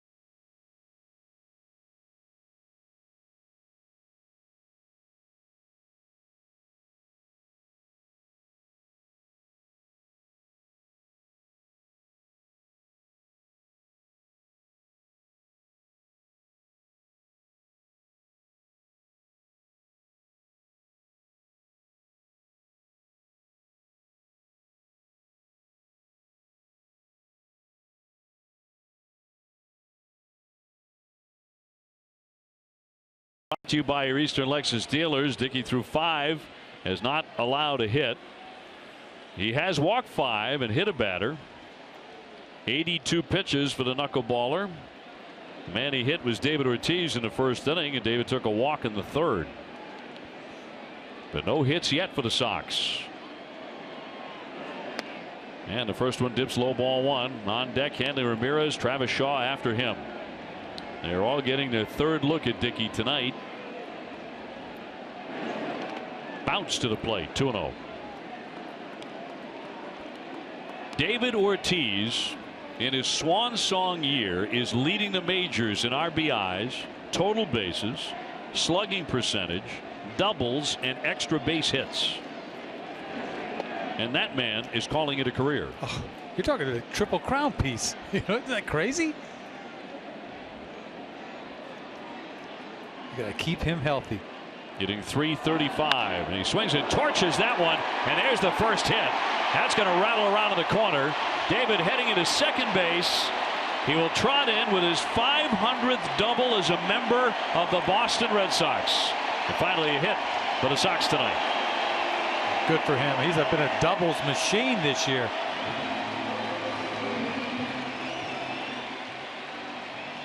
On pace to hit almost, what, 70 doubles. Crazy pace. Big number right there, though. The numbers are crazy. Little knuckleball, middle, down. Not much to catch up with.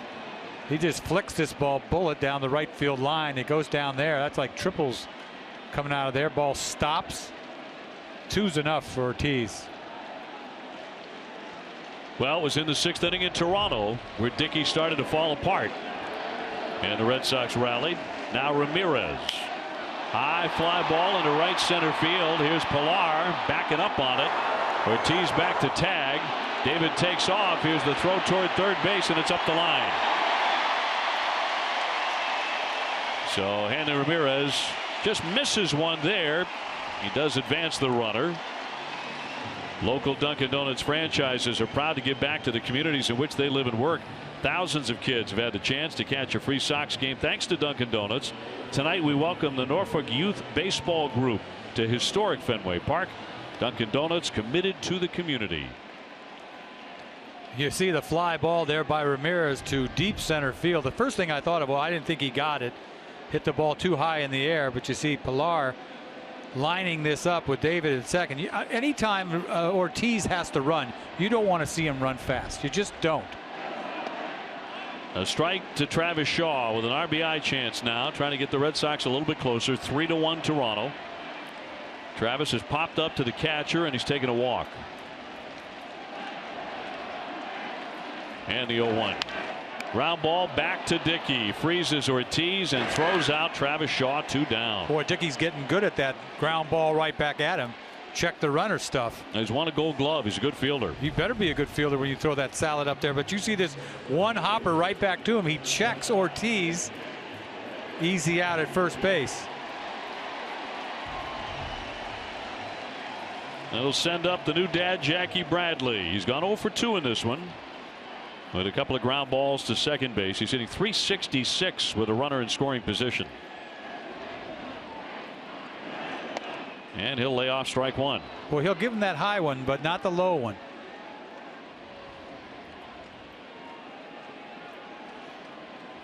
Jackie coming off Player of the Month in the American League in May.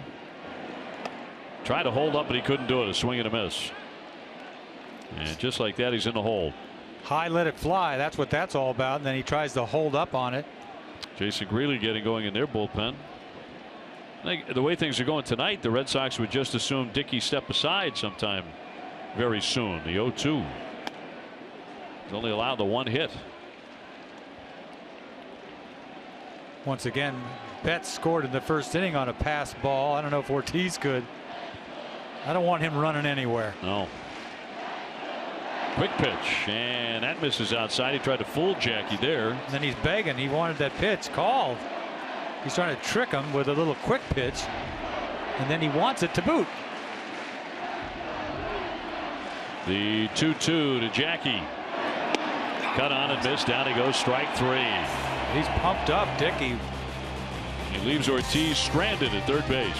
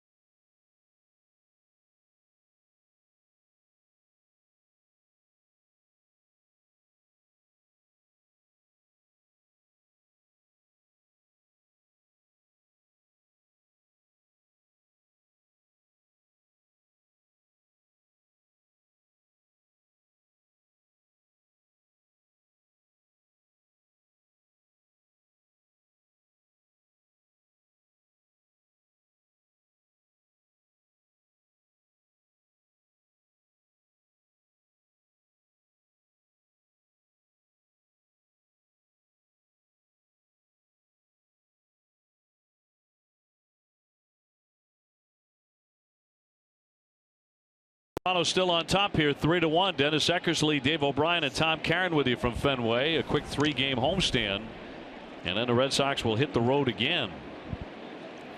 Josh Thole to lead things off here. The catcher's gone 0 for 2. He has struck out and grounded out to short. Ran up as if to bunt, and he took one in there. David Price's pitching line is brought to you by Ace Ticket. I think it's a measure of our expectations for this guy, that he hasn't pitched a great game by his standard, and yet it is a quality start, and he's pitching into the 7th inning. Well, that says everything. You know, the guy doesn't have his good stuff. He's, you know, nibbling a little bit more than he usually does. But you know, a pitcher of his caliber, he can get it done. You know, he got a little help, a little lucky last inning, a couple line drives, but 0-1 hammered to Pedroia, and Petey gets him. 1 man out. Sox fans looking for the best seats to the biggest games. Make sure you check out the official Red Sox ticket resale marketplace. It's RedSoxReplay.com, the best place for season ticket holders to sell their tickets when they can't make it to the game. when you think about it, the way he's pitched this year, they've scored him 8 runs a game. 8. So, you know, you give up 3, you should get a W. That's the way it's been going for him. Batista is 1 for 3 with a single. It's a man you have to throw strikes to. Leads the American League with 40 walks, but you throw him something fat at your own peril. The first 3 guys, to me, you've got to show them in a lot and get them out of the way with that changeup or whatever he wants to do out there, but you've got to show him inside. And that's way inside. Boy, he's got him dancing right there. He almost broke his back getting out of the way. Price knows how dangerous he is because Batista began the night a career .345 hitter with 6 home runs against the left-hander.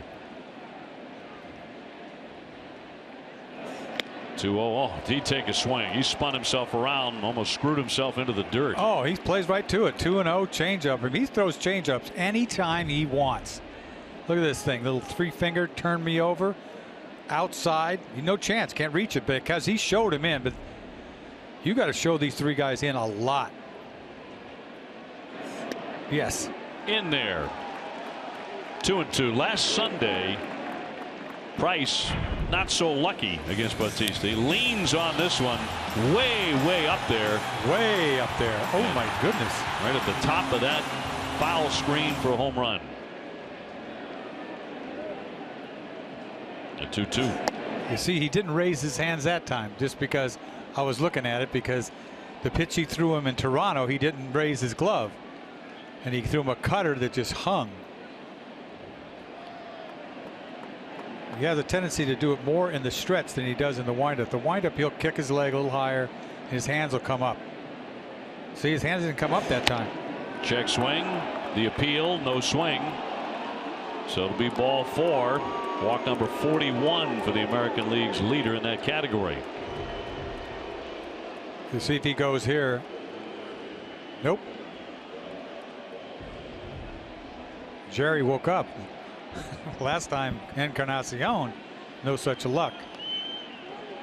Donaldson now, he's taken 2 ball 4s tonight. He's also flied out to right. He's out of Pensacola, Florida. But one of the first times he got noticed was the summer of '06 when he was an all-star catcher in the Cape League for the Harwich Mariners. He was at Auburn University at the time. Had a big summer on the Cape. He drove in 21 runs.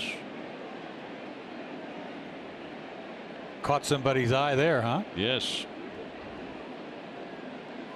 Saw the great Peter Gammons tonight, who has written extensively about what a wonderful experience the Cape League is. For those of you who are on Cape Cod in the summer, it's really a must-see to take in a game or 2. Peter loves the Cape. You want to talk about it, he'll sit there and chirp for hours. He loves it down there. Why not? Yeah.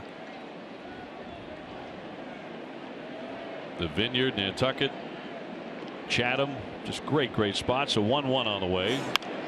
Fouled off to the right.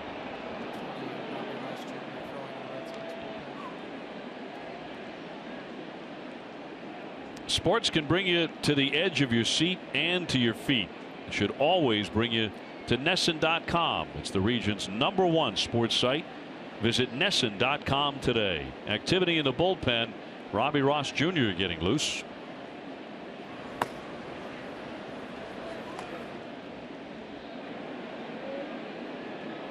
Bautista on at first, being held by Hanley Ramirez. Red Sox trail 3-1.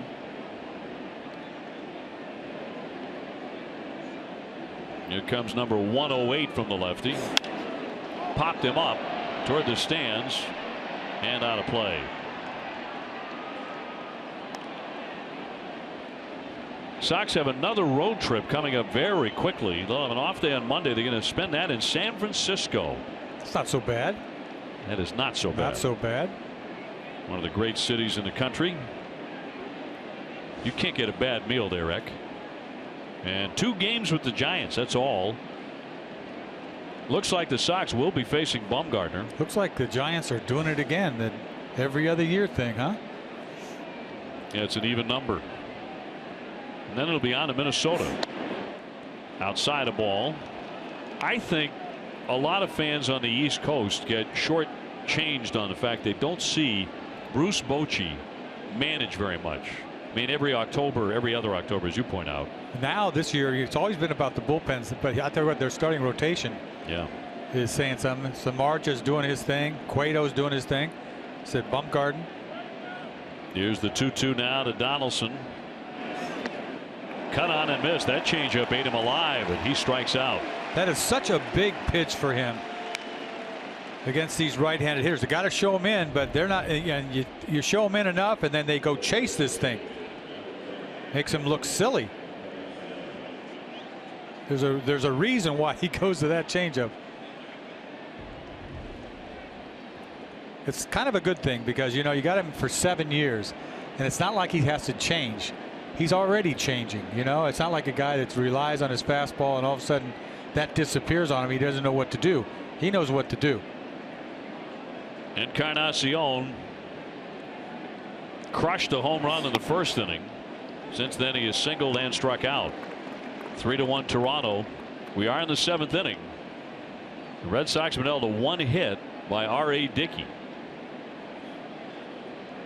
It'll be Vasquez, Swihart, and Betts due up in the bottom of the 7th for Boston. Over shift around to the left side as Pedroia has moved to the left side of second base. And they are shifted big time. Look at that. It's ridiculous.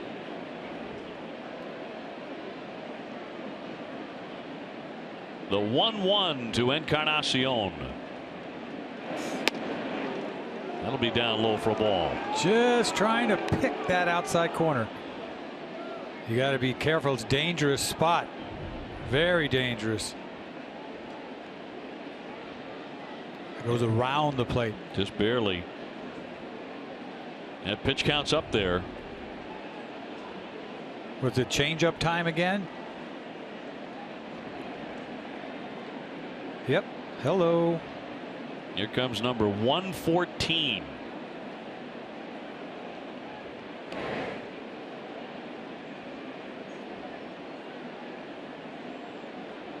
Maybe he changed his mind. He said change up last time. See if it goes again.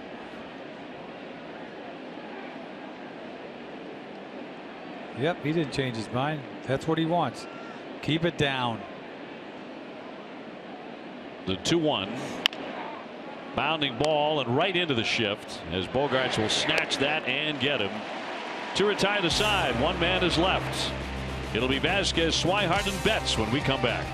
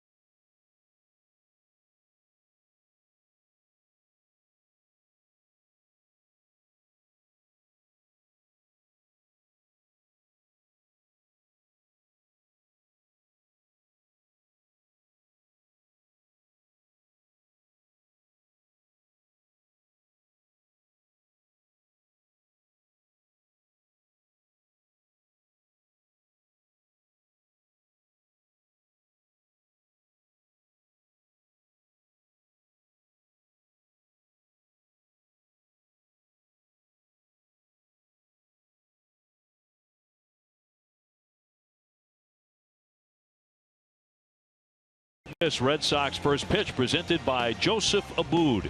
They dress Dennis Eckersley. Available at Men's Warehouse. And we'll have Jerry's sit-down interview with Red Sox hitting coach Chili Davis. There's a lot of great stuff in there as Chili talks about what makes some of these Red Sox hitters premier hitters.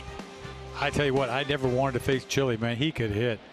He hit a bullet off me one night. I'll tell you what, wind blowing in, forget about it. Vasquez, the batter, to lead off the bottom of the 7th. Dickey's still out there. He's only allowed 1 hit. And that was a leadoff double in the 6th inning by David Ortiz. He eventually was stranded at 3rd. Who was the toughest out for you? George Brett. Yeah, one of many tough outs. They all carried a left-handed bat. High pop. Barney drifts into the outfield. And one man is gone. I bet you, of all the pitchers who faced George Brett, if you take maybe the 50 best of all time, 47 of them would say George Brett was my toughest guy. Yes, it's not the Lone Ranger. I tell you, I don't know if I told this story before, but he never liked me because he said, you know, I yelled at him or something, pointed at him. He didn't like that, didn't take too kindly to that. But finally, I got around to being him with one night at the Hall of Fame, and I said, you know something, George? Everybody asks me who's the toughest out, and I tell him George Brett. And ever since that time, he loves me. Yeah. Yeah. That's all you got to do. That's all you got to do. So he didn't take to but the it was true. Yeah. You know, he didn't take to the pointing thing. It wasn't a big deal. Right. Yeah. It really wasn't. You know, don't take it personal. Great hitter. But I hated him because he raked me. Yeah. Swung on and missed, and down goes Swihart as he fans. He hit .328 against you lifetime. From what we're told. How many bombs? And we're going to have to look that part up. But it's 2, I'm being told. 2 home runs. So not that many. It seemed like where he hit a lot of balls hard at somebody. I got lucky and he hit .328. And you remember every one of them? No, not really. You'd be surprised at some of the ones I do remember. Some guys that aren't supposed to hit me is the ones I always remember. Mookie Betts with a fly ball into right center field. Here's Pilar. He won't get it. That'll take a bounce, and it's going to be a double as it skips up into the stands. And Mookie is on just the 2nd Red Sox hit tonight against Dickey. Boy, he hit a ball like this, you know, but for a home run in Baltimore just a couple of days ago, right center field. He puts a charge into this ball. He hits this ball close to 400 feet on a line. You think about it in the triangle. Look at him put a swing he puts on this ball, right center field. Look at where this ball lands up. One hop. That's 420 out there. That ball's on a line. Now Gibbons is going to make a change right now. That'll do it for Dickey. He allows only 2 hits. He leaves with a 3-1 lead. Grilly coming out of their bullpen will take the break as well. Toronto 3 and the Red Sox 1 with 2 down here in the bottom of the 7th.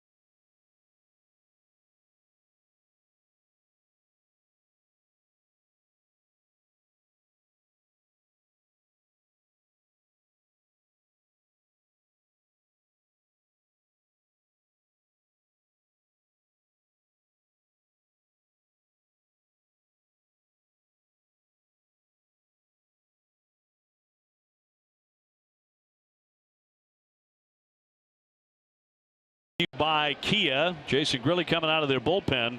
They just acquired him from Atlanta on the last day of May, and he made his Toronto debut against the Yankees the other day, retiring the only batter he faced, and he became just the second father-son duo in club history to appear in a game for the Blue Jays. His dad Steve pitched in one game in 1979 for Toronto. Don't remember him. Runner at second base in Betts, and here's Pedroia, who is 0 for 3. Quiet night so far for a man who's been tearing it up lately. A 10-game hitting streak. Boy, Grilli, he's been around the block, but had great success in Pittsburgh a few years ago. All-star pitcher.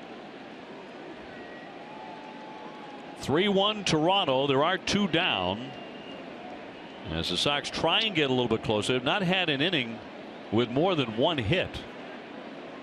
So unusual for this Boston team, and that is way too high to make it 2-0.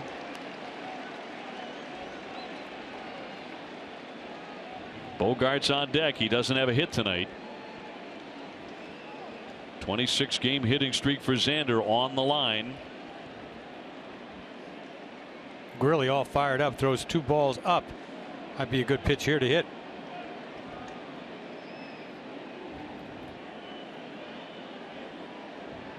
And now Pedroia will step out, readjust those batting gloves.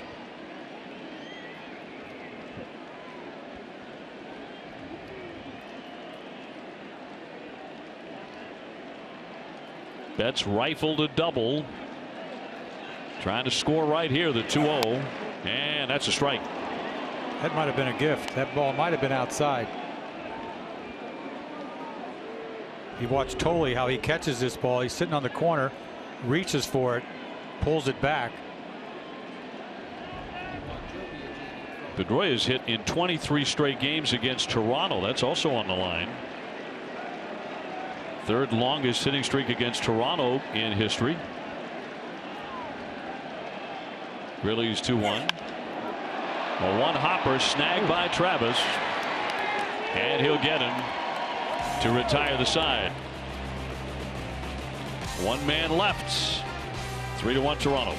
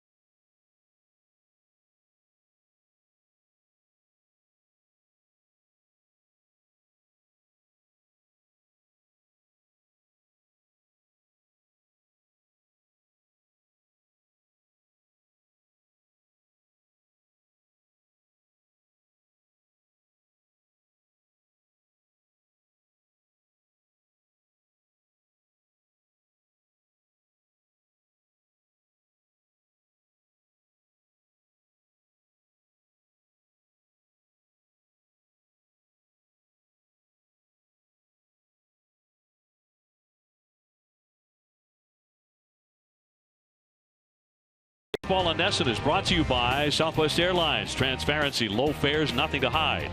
BuyAToyota.com, Toyota's website for deals. By Sullivan Tire and Auto Service. And by Southern New Hampshire University. See yourself succeed at snhu.edu. On to the 8th inning, and the Red Sox still down here 3-1. They'll go to the bullpen and bring Koji on. So Price went 7. He allowed 6 hits, 3 runs, 5 Ks, and he did hit a batter along with 4 walks. Right now he would take the loss, which would be just his 2nd of the season. Did lower his ERA tonight, which came in at 5.11. You know, not a terrible appearance at all. I mean, did what he's been doing, give up 3 runs in 7 or 8 innings. 7 innings, 6 hits. So we'll see if the Red Sox can rally tonight here at Fenway in front of a big crowd. Michael Saunders has been on base a couple of times with a single, and he was hit by a pitch by Price back in the 3rd inning. 6 hits, 3 runs, 2 earned. And Koji with the first one on the way. That'll drift outside, ball 1. 1 home run. Price threw 114 pitches, 60. Red Sox trying to avoid a 3rd consecutive defeat after dropping those last 2 games in Baltimore. The Orioles have rallied, by the way.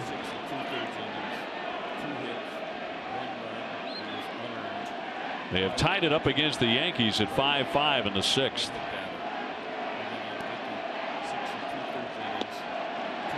There it is again. There's bread and butter just to stay in shape. Did you see that ball that Chris Davis hit, foul ball off of Koji the other night, that high fly ball? Oh, yeah. Remember that? Yeah. I've never seen a ball hit that high over the foul pole. They didn't know whether it was fair or foul. They had no way. No way. There's no way to tell that. Somebody came up with a thought, though. How about like a laser? Yes. That skies up like through the foul pole up into the heavens. So you could see it? So you can see it, and maybe, you know, if it runs through that, touches it, it's automatically ruled a home run. But that was incredible. That might have went over the fence fair and landed at the warehouse, off the warehouse. That ball was killed. Unbelievable. Just no way of knowing, though, whether it's fair or foul. No, they couldn't. There's no way. He didn't even spend a lot of time on it. The 2-2 to Saunders. Fastball, and he got him looking. 1 man out on the strikeout of Saunders. Ace Ticket is Boston's trusted source for Red Sox tickets with the best seats at the lowest prices to all the games at Fenway. Treat yourself for someone special by visiting aceticket.com or by calling 1-800-MY-SEATS. And that'll send up Justin Smoke. He's 1 for 3 with a single in the 6th inning. That came against Price. You mentioned this earlier that, you know, Toronto has the reputation because of all those runs they scored last year being a bunch of mashers. And they do hit a lot of home runs. And they hit one in the 1st inning tonight as Encarnacion hit the daylights out of one to center field off of David Price. But their pitching has been way underrated. They have the #2 ERA. Many staff in the American League, right behind the Chicago White Sox, 3.58 before tonight. And they've got some trouble with their leading up to the 9th inning, right? I mean, they do. Storen has had a brutal year so far, and it leads us to the Red Sox. Uehara's out there. You got to be careful with the guy, 41 years old. You see Tazawa's had a trouble a couple times out, and all of a sudden everybody's talking about Carson Smith. It's like they need some more help. There's no doubt about that. Well, you know, last night I thought Tazawa was pitching in a spot where Carson Smith certainly would have pitched, and he gave up the big home run to Machado. And we talk about our starting rotation. Well, the bullpen needs some help too. 3-1 is upstairs for ball 4, so Smoke will take a free pass. Price striking out 5 men tonight, so not a tour de force in that category, but 5 Ks. You see the outside corner, which he loves to use, that little cutter that catches the corner, and then a cutter inside to Tolley, and that little change up down the way. I don't think Encarnacion swung, but then a fastball into Barney. And what have we got left for Donaldson? A little change up. Really tied him up. Travis 0 for 3, but he has scored a run after reaching on an error in the 4th inning. 3 runs on 6 hits, no errors for Toronto, 1 run on 2 hits, and 1 error for the Red Sox. And this crowd is waiting for the offense to finally get going for the Sox. And in the bottom of the 8th inning, it will be Xander Bogaerts, David Ortiz, and Hanley Ramirez all due up.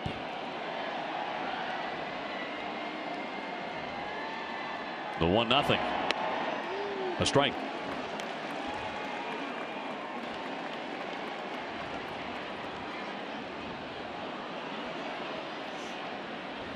Toronto with a base runner and 1 away. They have activity in their bullpen. Biagini, who we saw a lot of in Toronto last weekend. The 1-1. Right through it. A ball and 2 strikes on Travis. He hit that walk-off single last Saturday on the infield to give them a 10-9 victory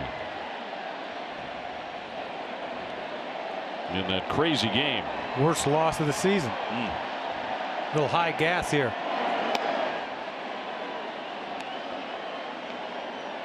He just shows you that fastball. It's incredible, some of the fastballs these guys swing through.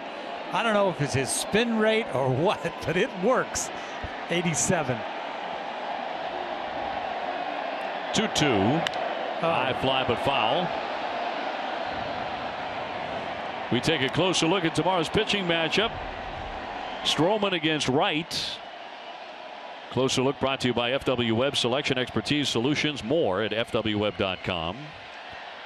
Look at that minuscule ERA for Stephen Wright. 2.45, coming off a complete game. An outstanding performance at Baltimore.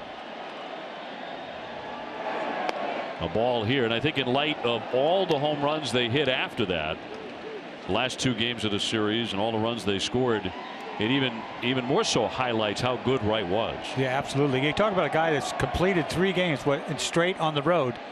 That's like historic nowadays, right? That just does not happen. Does not happen. A team may not even get 3 all year. Right. 3-2 with a runner going, and it's flicked foul. So they'll do it again. That was on the splitter. Tomorrow at 3:30, don't miss Red Sox Game Day Live, presented by DCU. TC and Steve Lyons will preview Stephen Wright's start. DCU is Digital Federal Credit Union. What can DCU save you? 3-1 Toronto in the 8th. And back in again is Smoke. He's not going anywhere. Can the Red Sox rally at home on a Friday night? They have only 2 hits. There he goes. Taking off. There's a swing and a high drive down the left field line, but that one is hooked into the corner, where the stands rise up. Boy, he's had a couple of big swings. Yes, he has.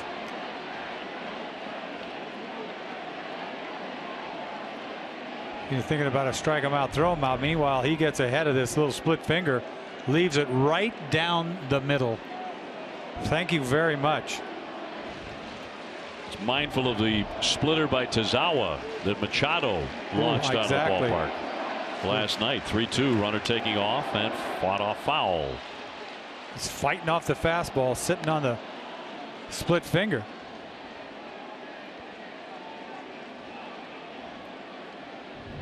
Once again, you see Vasquez hit the ground like, hello, we might be coming in. Meanwhile, it's right down the middle again with fastball, but he's late. Don't hang this one. Smoke has been running. He runs again, and it's fouled off again.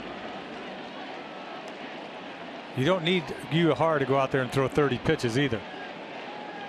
Yeah, he's at 21 now. And that's what happened. You know, you talk about when Kimbrel went out there, had to pitch 2 innings, but he threw 39 pitches, the most he's ever thrown, and that kills you. Not that I wouldn't have brought him in, but you know, you got to sit him down for a couple of days. That's why they don't let closers go that much. Oh, there's a swing and a high deep drive, and forget about this one. Travis, you had a feeling he might with a couple of those swings. That's a 2-run homer. And that opens it up now, 5-1. And the home run ball has just killed the Red Sox for 2 straight nights. Totally. I mean, you talk about giving a guy another split finger right down Broadway, and he doesn't miss it. He's looking for it, got it, belt high, and this little guy hits it out of the ballpark. Split finger, never tumbles. It's like a nothing fastball right down the middle. He got away with one earlier in the count. He didn't get away with that one, and the Red Sox haven't been getting away with anything. Balls flying out of the ballpark. Sox have allowed 9 home runs in the last 2 games. Home run in the 1st inning and another one here in the 8th inning to make it 5-1. And he had not homered in a while. That was his first one of the season. Brings up Pilar, who knocks a foul out of play. Well, that's deflating for this great big crowd at Fenway. Red Sox now down by 4 runs late. Noe Ramirez, who had a lot of trouble with it last night, warming up in the bullpen.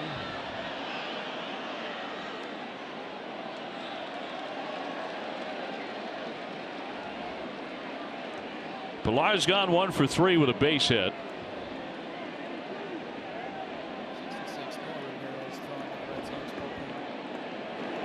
0-2 punch foul. They're just late on that fastball, just looking for something to hang.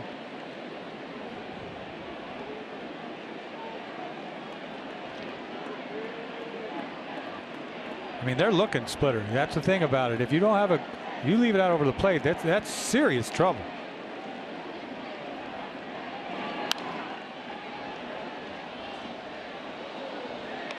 Second consecutive night that a reliever has come on in a close ball game, relatively close, and coughed up a home run for the Red Sox. A home run by Machado, and then they get 3 more later on in that game. They did.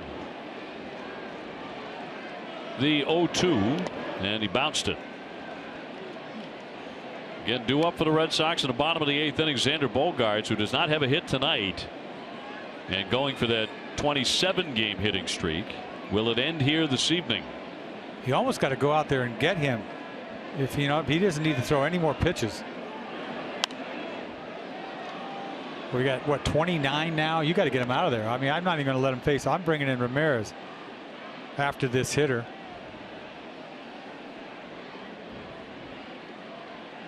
(5-1) Toronto. Yeah, he's on the top step. Here comes the 1-2. Waved at and missed. There he goes. And here comes John Farrell. A strikeout of Pilar. So 2 Ks, but also a walk and a very damaging home run. Has the most he has thrown in a game this year, 30 pitches. So Noe Ramirez will make an appearance for the 2nd consecutive night. It is 5-1 Toronto, and we'll be back in just a moment.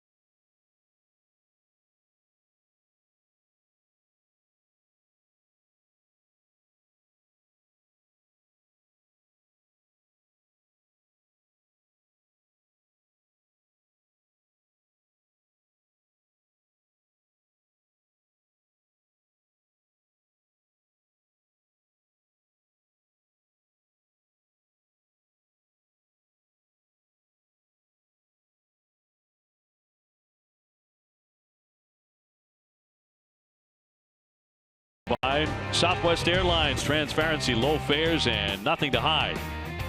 Red Sox trailing here 5-1 now, as Koji gives up a blast way up into the monster seats.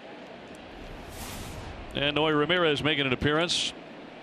5 trips to the big league club so far this season. For Noe, 2 down, and he deals a breaking ball in for a strike that had Barney ducking. You could see where he could be tough on a right-handed hitter from that slot. This breaking ball starts right at his hip. That's why he's leaving.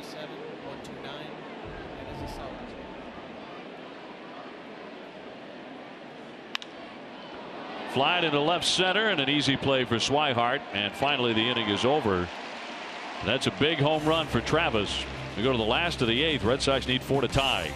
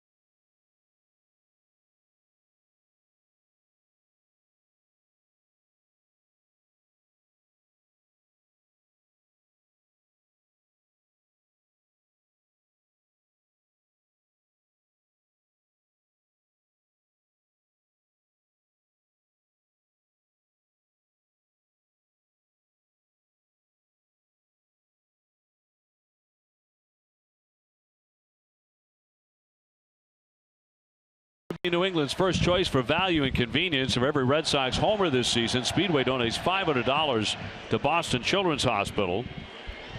Stop by Speedway near you and pick up your Speedy Rewards card and start earning points today. So Xander Bogaerts will lead off here in the last half of the 8th inning. He has grounded to short, struck out and taken ball 4, and what might be his last effort to run his hitting streak to 27 straight. Biagini will deliver inside for ball 1. A look at his night so far. He's had trouble with Dickey all night, not making very solid contact. What a play there by Barney. That should have been a hit. That was his chance. You see the walk, dips low, and then he chases it down and away. You don't see that happen very often. 1-0 fastball is outside.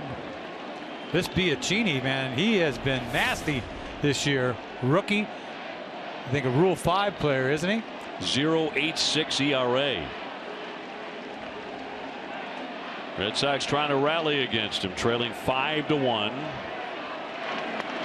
And that'll miss. Another fastball.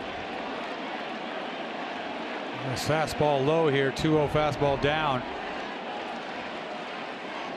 Bogey wants something to hit. Here comes the 3-0 pitch.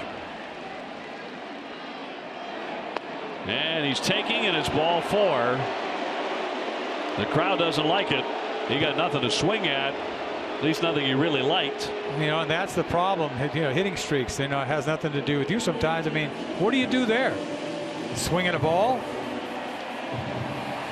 Yeah, you're trying to get on base. You're trying to get something going. You're down by 4 runs. So it's an unselfish at bat. Totally. And it'll bring up David Ortiz, who was hit by a pitch in the first inning. He walked in the third. He doubled in the 6th inning. He became the first man to get a hit tonight against R.A. Dickey, who only allowed 2 over 6 2/3.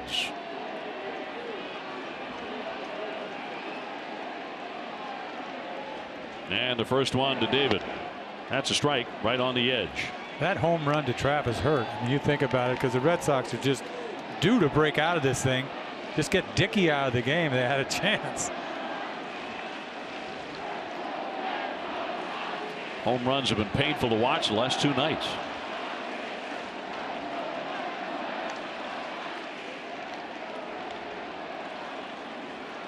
The record against the Red Sox for home runs in back-to-back nights is 11. When was that? 2004. Whoa. Was 7 by Detroit and 4 by Tampa Bay. Red Sox have allowed 9 over the last 2 games. Well, that's a good sign. Yeah, I guess. it ended rather well. Yeah. It's a couple of bad nights. Not many. Here's the 1-1. Raked foul off into the stands on a 96-mile-an-hour fastball. Boy, that ball got on him. He's not trying to hit that ball that way. No way. That ball just got there. This ball beat him, but he almost sliced it right down the line. This kid's kind of sneaky, but sneaky or not, that's gas. Biagini's 1-2, and he fouls that away. Another heater inside. See David getting it started early, like cheating on the fastball a little bit. Knew he was late the pitch before.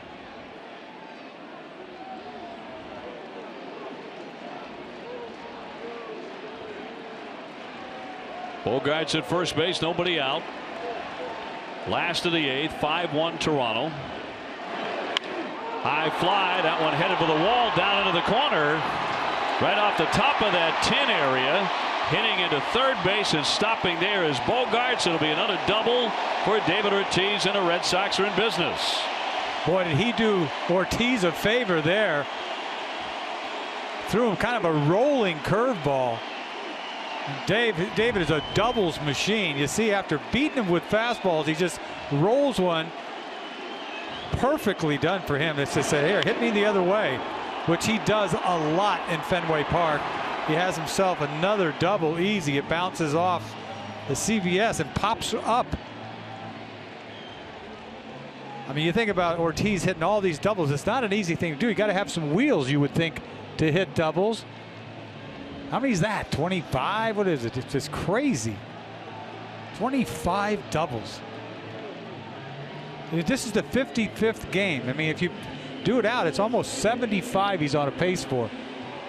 Don't miss Dining Playbook every Saturday morning at 9 on NESN. Billy Costa and Jenny Johnson take you on a journey to the intersection of where sports and dining meet. Dining Playbook on NESN, driven by your New England Chevy dealers.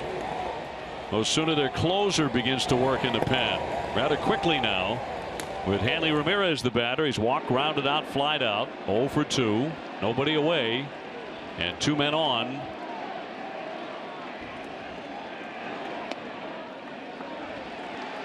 Biagini trying to fall out of that tree he's been living in the last month and a half. I tell you what, the higher you go up the tree, the longer, the bigger fall it is. The 1-0. Fastball. That one nips the outside corner at 96. Hanley due to hit one really hard and deep, isn't he? 0 for 4 against Biagini. I've been saying that all night. Calling it, trying to call a home run. Last home run on the 10th of May. And he asked for time.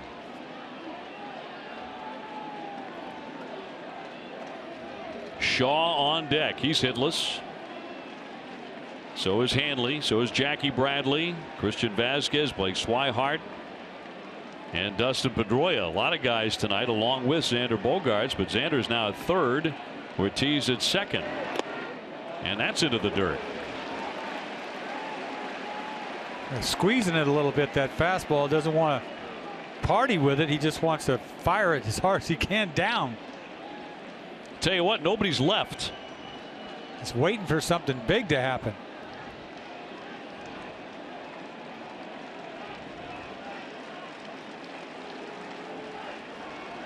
Hanley Ramirez trying to pounce here. And again, Tolley will pop up and head on out to the hill. How many mound visits have you seen over the last night? Remember, I think Vasquez came out to the mound about 100 times last night. Felt like it. Didn't it? He was out there a lot. Sunday and all new Charlie Moore Outdoors. Charlie heading to Marco Island for some fun in the sun. Sunday night 6:30 right here on Nesson. That has inspired more conversation about limiting mound visits by catchers. That's why I said it. Really drives me crazy. A lot of talk about that. Here comes the 2-1. Ground ball to the shortstop. And Barney will throw on to first base as a run comes in to score. Bogart's touching home plate. So give Hanley the RBI as Ortiz had to stay glued to second base, and that makes it 5-2.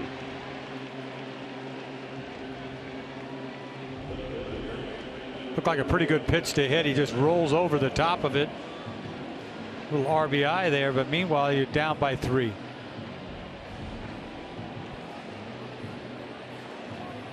One away. Shaw will dig in. He has popped up, walked, and grounded to the pitcher. All of that against R.A. Dickey, who stands to gain the win, and he hasn't done that very often lately against the Red Sox.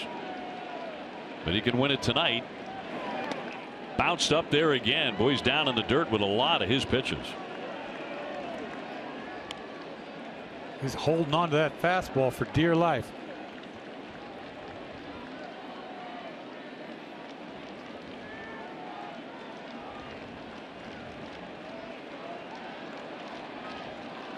Ortiz looking to score to tighten it up. And a late cut by Shaw. That's some quick gas, isn't it? I mean, whew.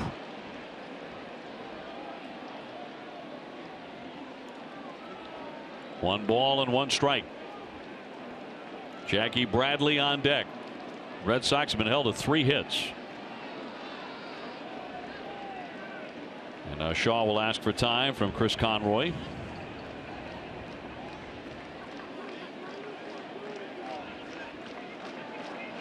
Yankees and Orioles tied up in their 7th inning, 5-5. The 1-1 fouled away.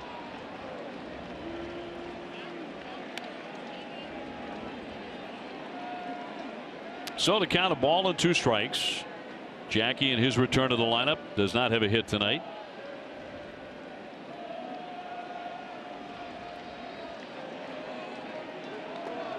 We'll see if the Red Sox can get Xander Bogaerts up one more time. He's 0 for 2 with 2 walks, but just scored a run. Biagini with a 1-2.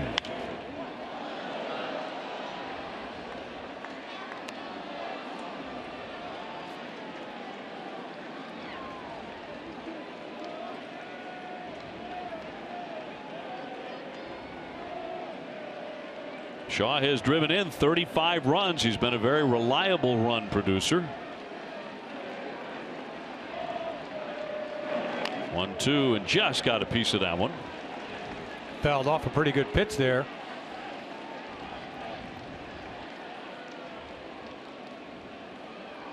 And another meeting. Well, you know, think about it. Tolley doesn't catch all that much. He catches just Dickey, so a new experience every time somebody comes out of the bullpen.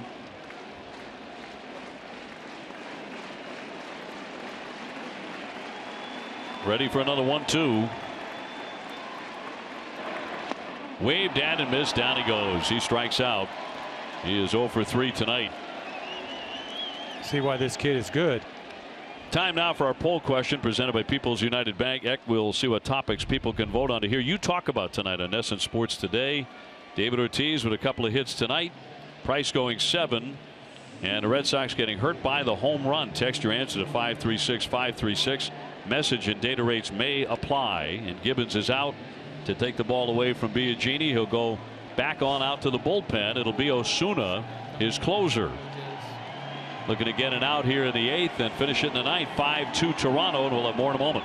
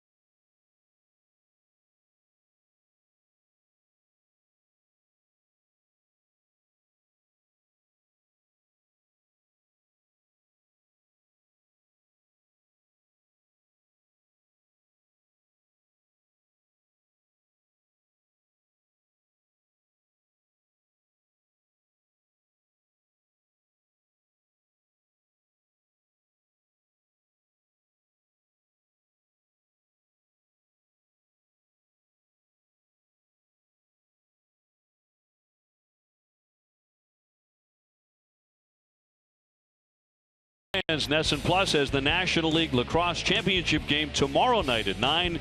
For your local NESN Plus channel, visit NESN.com/NESN Plus. Well, Osuna coming on as Toronto goes to the closer. Jackie Bradley is 0 for 3. He tried to hold up, looked like he went, and he did, according to the third base umpire. Swing and a miss. For strike one. This kid's got major league gas too. You talk about a kid 20 years old last year, pitching in postseason, did a nice job for them. Came back this year. They didn't know whether he was going to set up or not. They had Storm they made a trade for, but they're lucky they kept him as a closer. 2 down, and Poppy at second. That's high and tight. Almost got him on the arm at 95. Well, this fastball's quick in there. You have no time to react. Jackie took him deep last year. He blew a save late in the season. 5-2 Toronto. And the 1-1. Popped him up here.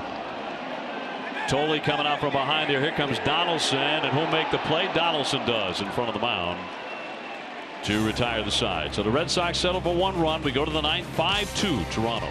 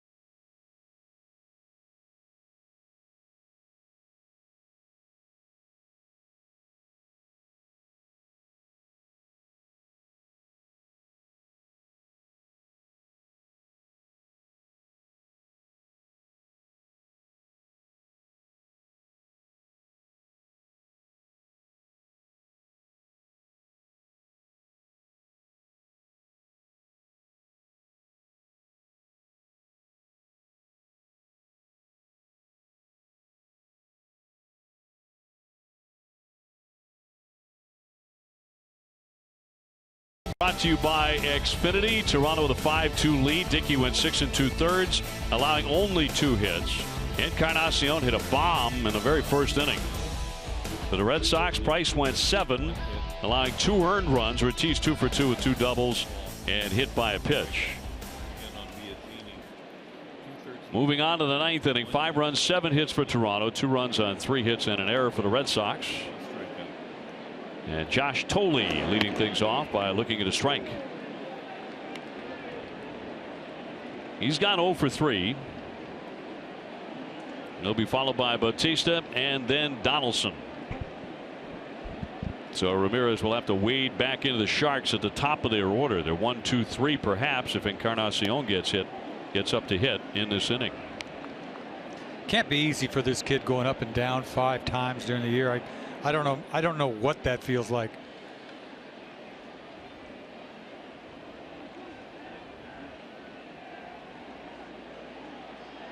The 1-1 on the way, man. He foul tips it. You were how old when you were called up? I made it out of spring training when I was 20. Pitched out of the bullpen for about a month and a half, and then finally got a start. I'm just glad they took me. I didn't care what I did to get there. Now look at our poll question. The home runs hurting leading there, and that one's down and away for a ball. 2-2. It's pretty obvious, huh? I mean, 9 home runs.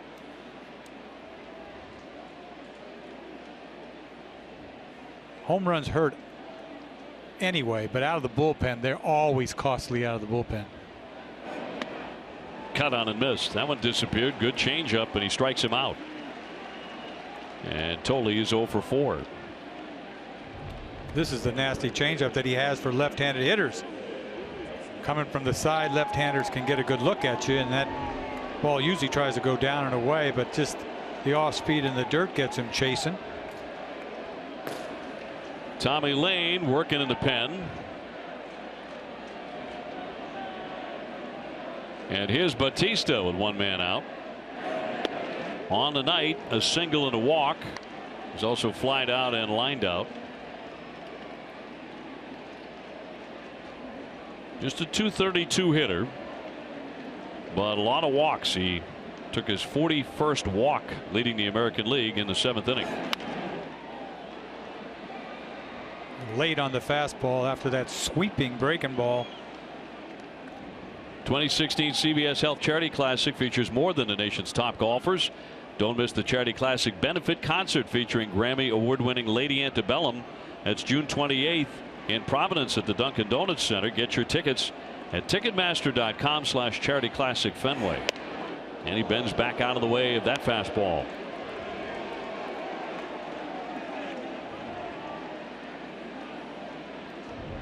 Kind of sitting on a breaking ball. You see this fastball, he reacts to it so late. Ball's not even close to him. The 1-2. Swinging a high fly ball into left, but playable. Swihart there. 2 down. Get expert emergency care without leaving the ballpark at the Beth Israel Deaconess Medical Center First Aid Station at Fenway. It's located behind Section 12 on the lower concourse. Visit bidmc.org. Donaldson now has walked twice, flied out, and struck out. 5-2 Toronto here in the 9th inning. Sox will have 8, 9, and 1 due up in the bottom of the 9th inning. That's Vasquez, Swihart, and Betts. But a couple of men are going to have to reach in order to get the game to Xander Bogaerts again, who does not have a hit. And his hitting streak could end here tonight at 26.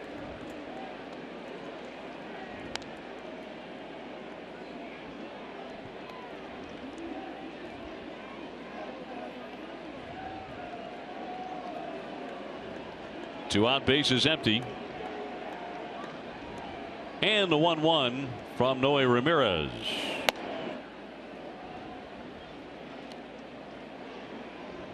Donaldson has seen him 6 times in his career. He has 2 hits, one of those a homer. They like to sit on that little breaking ball that he throws. 2 hopper to third, and Shaw has that. And they go 1-2-3. So the Red Sox coming up.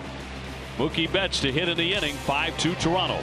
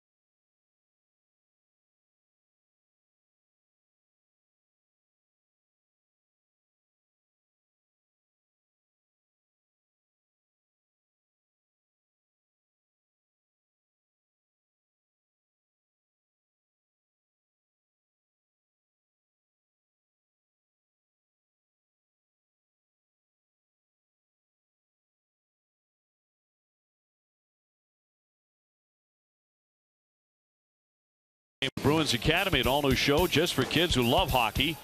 Don't miss an all-new episode tomorrow at 12:30. And to catch up on previous episodes, visit bostonbruins.com/Bruins Academy. Marco Hernandez here skies a pop-up on the first pitch, headed to the stands, and a foul strike. He's hitting for Vasquez. Of course, Marco came up with his first major league home run. Great moment for him in Baltimore. Boy, he put a charge into that ball. You weren't expecting that. All of a sudden, boom, out of the ballpark. Big 3-run home run. Put that game out of reach for Stephen Wright, right? Made it easy for him the last couple innings. It was on Memorial Day. Red Sox trailing here 5-2 though in the bottom of the 9th inning, and in need of a bunch of base runners. Swihart on deck, and then Mookie Betts. Here's the 0-1. Made him move his left foot.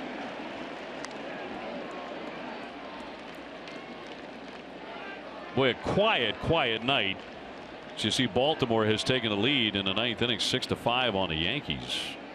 Very quiet night for this Red Sox offense. We haven't said that many times. 2 runs, 3 hits. That's it.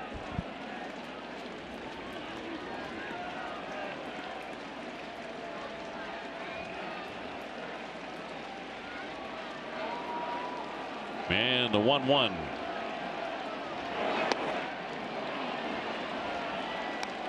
If these scores hold up in Baltimore and here in Boston, the Sox and the Orioles will be tied for first place come tomorrow. Sox will play in the afternoon. This kid's already got it said 6, but 4 times he's gotten more than 3 outs. And that's a big deal nowadays with closers. Punch foul on a play. Tomorrow afternoon at 4:05, it's Stephen Wright against Marcus Stroman, and then on Sunday at 1:35 it'll be Eduardo Rodriguez and Marco Estrada. Give them a taste of their own medicine, huh? As far as that knuckleball. Yes. All right, Dickey was pretty darn good tonight. 6 2/3, 1 run, 2 hits. Stands to take the win. A little slider down and in. And down he goes, hacking. 1 man gone in the Red Sox 9th. Well, this kid's got it working. He's got that hairpiece working too in the back, huh? Are you calling that a hairpiece? I don't know what it is. It's the new age, right? I'm glad I didn't grow up in this era, huh? Because I wouldn't have been caught dead with that. Seriously. A lot of things you could have done. But that's cool now. I mean, that's cool. Could have done a lot of things with your salad. Yeah. I never thought I'd put it in a bun or something, but that's what's going on. We've seen Kelly have it, Buchholz have it, right? Yep. Hembree. Blake Swihart 0 for 3 tonight. And with the bases empty and the Red Sox trailing by 3 runs, Mookie Betts has come to the on-deck area.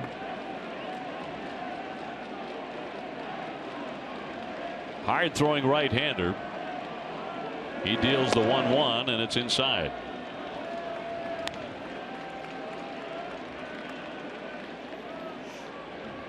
If the Red Sox cannot rally, they will drop their 3rd in a row. Baltimore has won. That is a final now, 6-5, as that one is fouled away.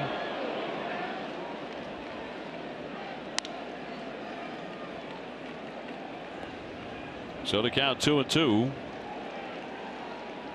They were down, what, 5-2 at one point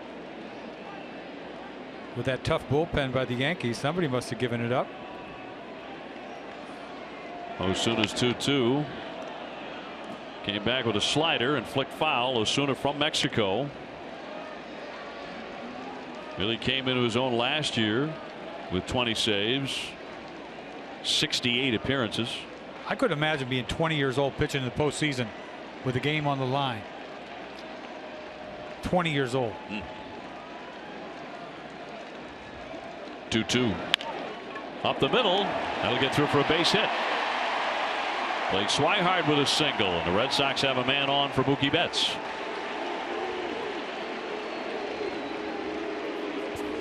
Mookie last time ripped a double that took a hop on the warning track out by the triangle and skipped up into the stands. He's got 1 for 3 with a walk. Got to get somebody on for Bogey.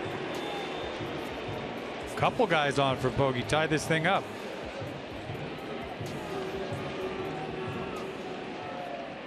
That was just the 4th hit by the Red Sox tonight.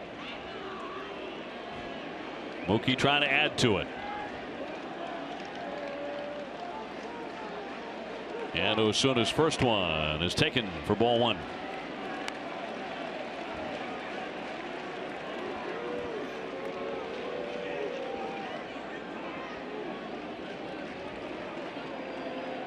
Pedroia next, and then Xander Bogaerts. The 1-0. Fastball pumped in.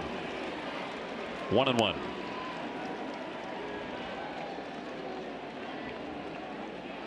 Remember, Jackie Bradley's hitting streak of 29 in a row ended with him in the on-deck area.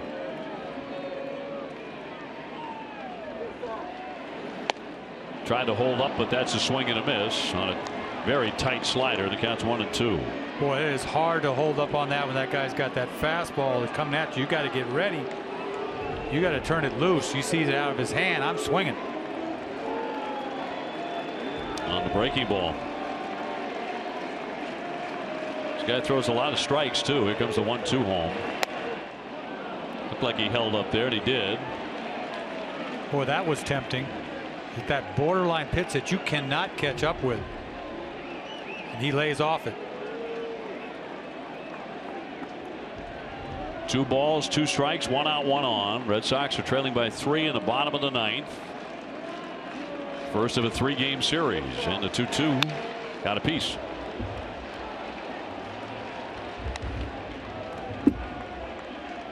One of the things Mookie's been talking about, and this has been obviously bearing out in games, he's not jumping, he's waiting. It looks like, you know, because his hands go up and down, there's a lot of movement there, but his body is still. He's gotten a little bit quieter lately. Big results. Swings and tags that one to right field, but there's Bautista, and there is Pilar, and Pilar will make the catch in the alley. And there are 2 down. Bautista, he just lets Pilar have this ball. That ball's slicing to him. He just bails out of there. And I thought this was Bautista's ball. You see it slicing to him in the alley there. He says, all right, I'll just leave. 2 down for Pedroia, who's had a quiet night. He is 0 for 4. He has a streak of his own on the line of 23 consecutive games hit in against Toronto. 23-game hitting streak against this team, and that's in there for a strike. 1 for 2 against Osuna with a base hit. So there's Xander in the on-deck area. Will another Red Sox hitting streak end that way? There goes the runner. It's pop foul back out of play, so Swihart will return to first.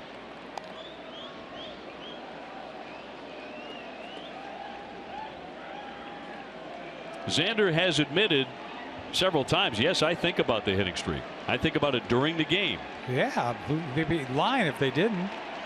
When it gets up to that high, you know, it's one thing, 5 or 6, 10, whatever. This is 26 in a row. The 0-2 pitch now to Petey will not be made immediately. It will be a balk. He never threw it. And down to second base goes Swihart. If you're going to balk, this would be the time to do it. Well, now the second base umpire, Sean Barber, is coming to talk with the umpire. And was his foot on the rubber? Interesting.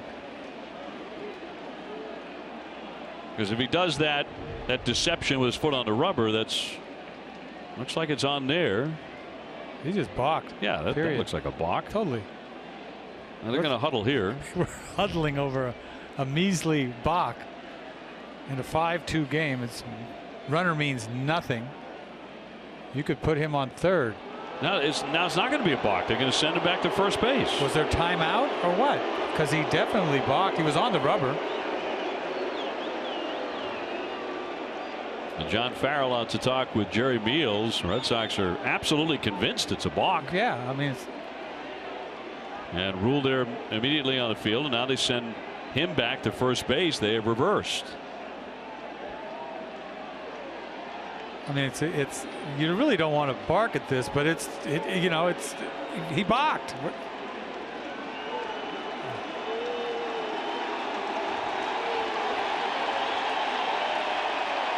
Pretty animated.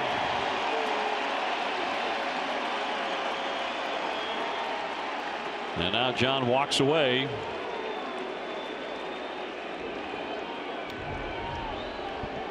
Check out first base umpire.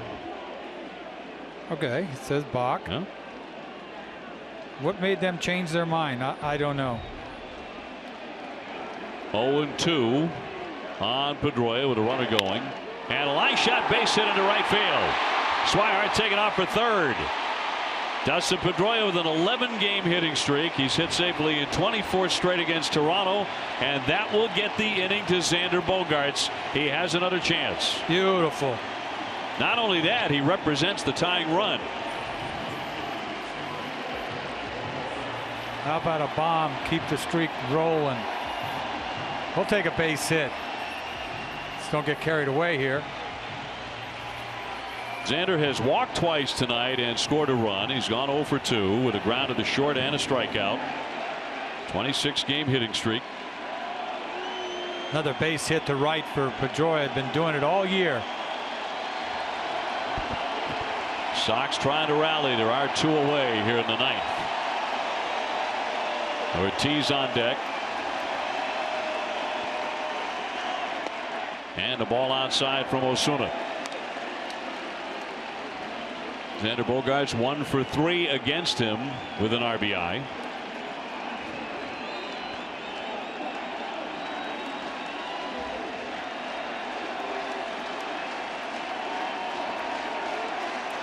And Osuna with a 1-0.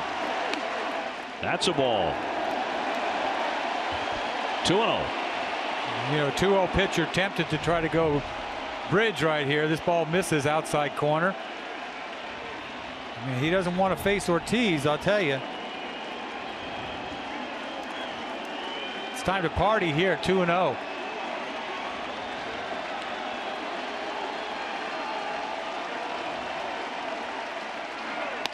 He won't chase, and it's outside for ball 3. He's throwing 97-98, but just off the black.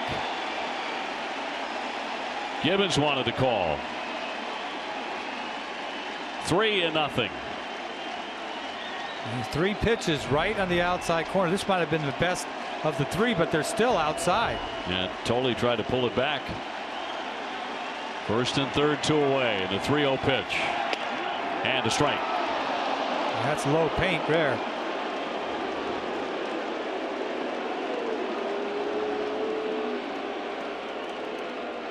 I think he wanted to get too big here.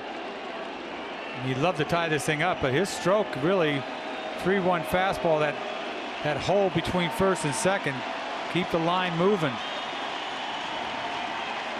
Osuna with a set and a 3-1. Fouled away, a little trickler. That's all he's trying to do. Swing, it's like he's swinging down on this ball. Look at the swing here. Straight down like he's chopping. Hand comes off the bat. The ball, it's a perfect pitch. Tough pitch to handle. Lucky to even foul it off. That ball's got some hair on it on the corner.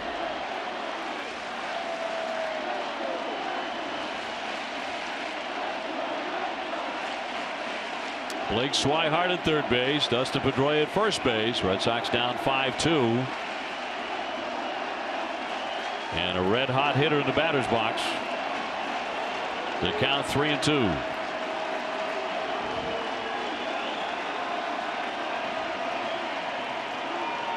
Here it comes. He got him. High heat. That registered 99 on the radar gun, and that is the ball game. So the Red Sox have lost 3 in a row.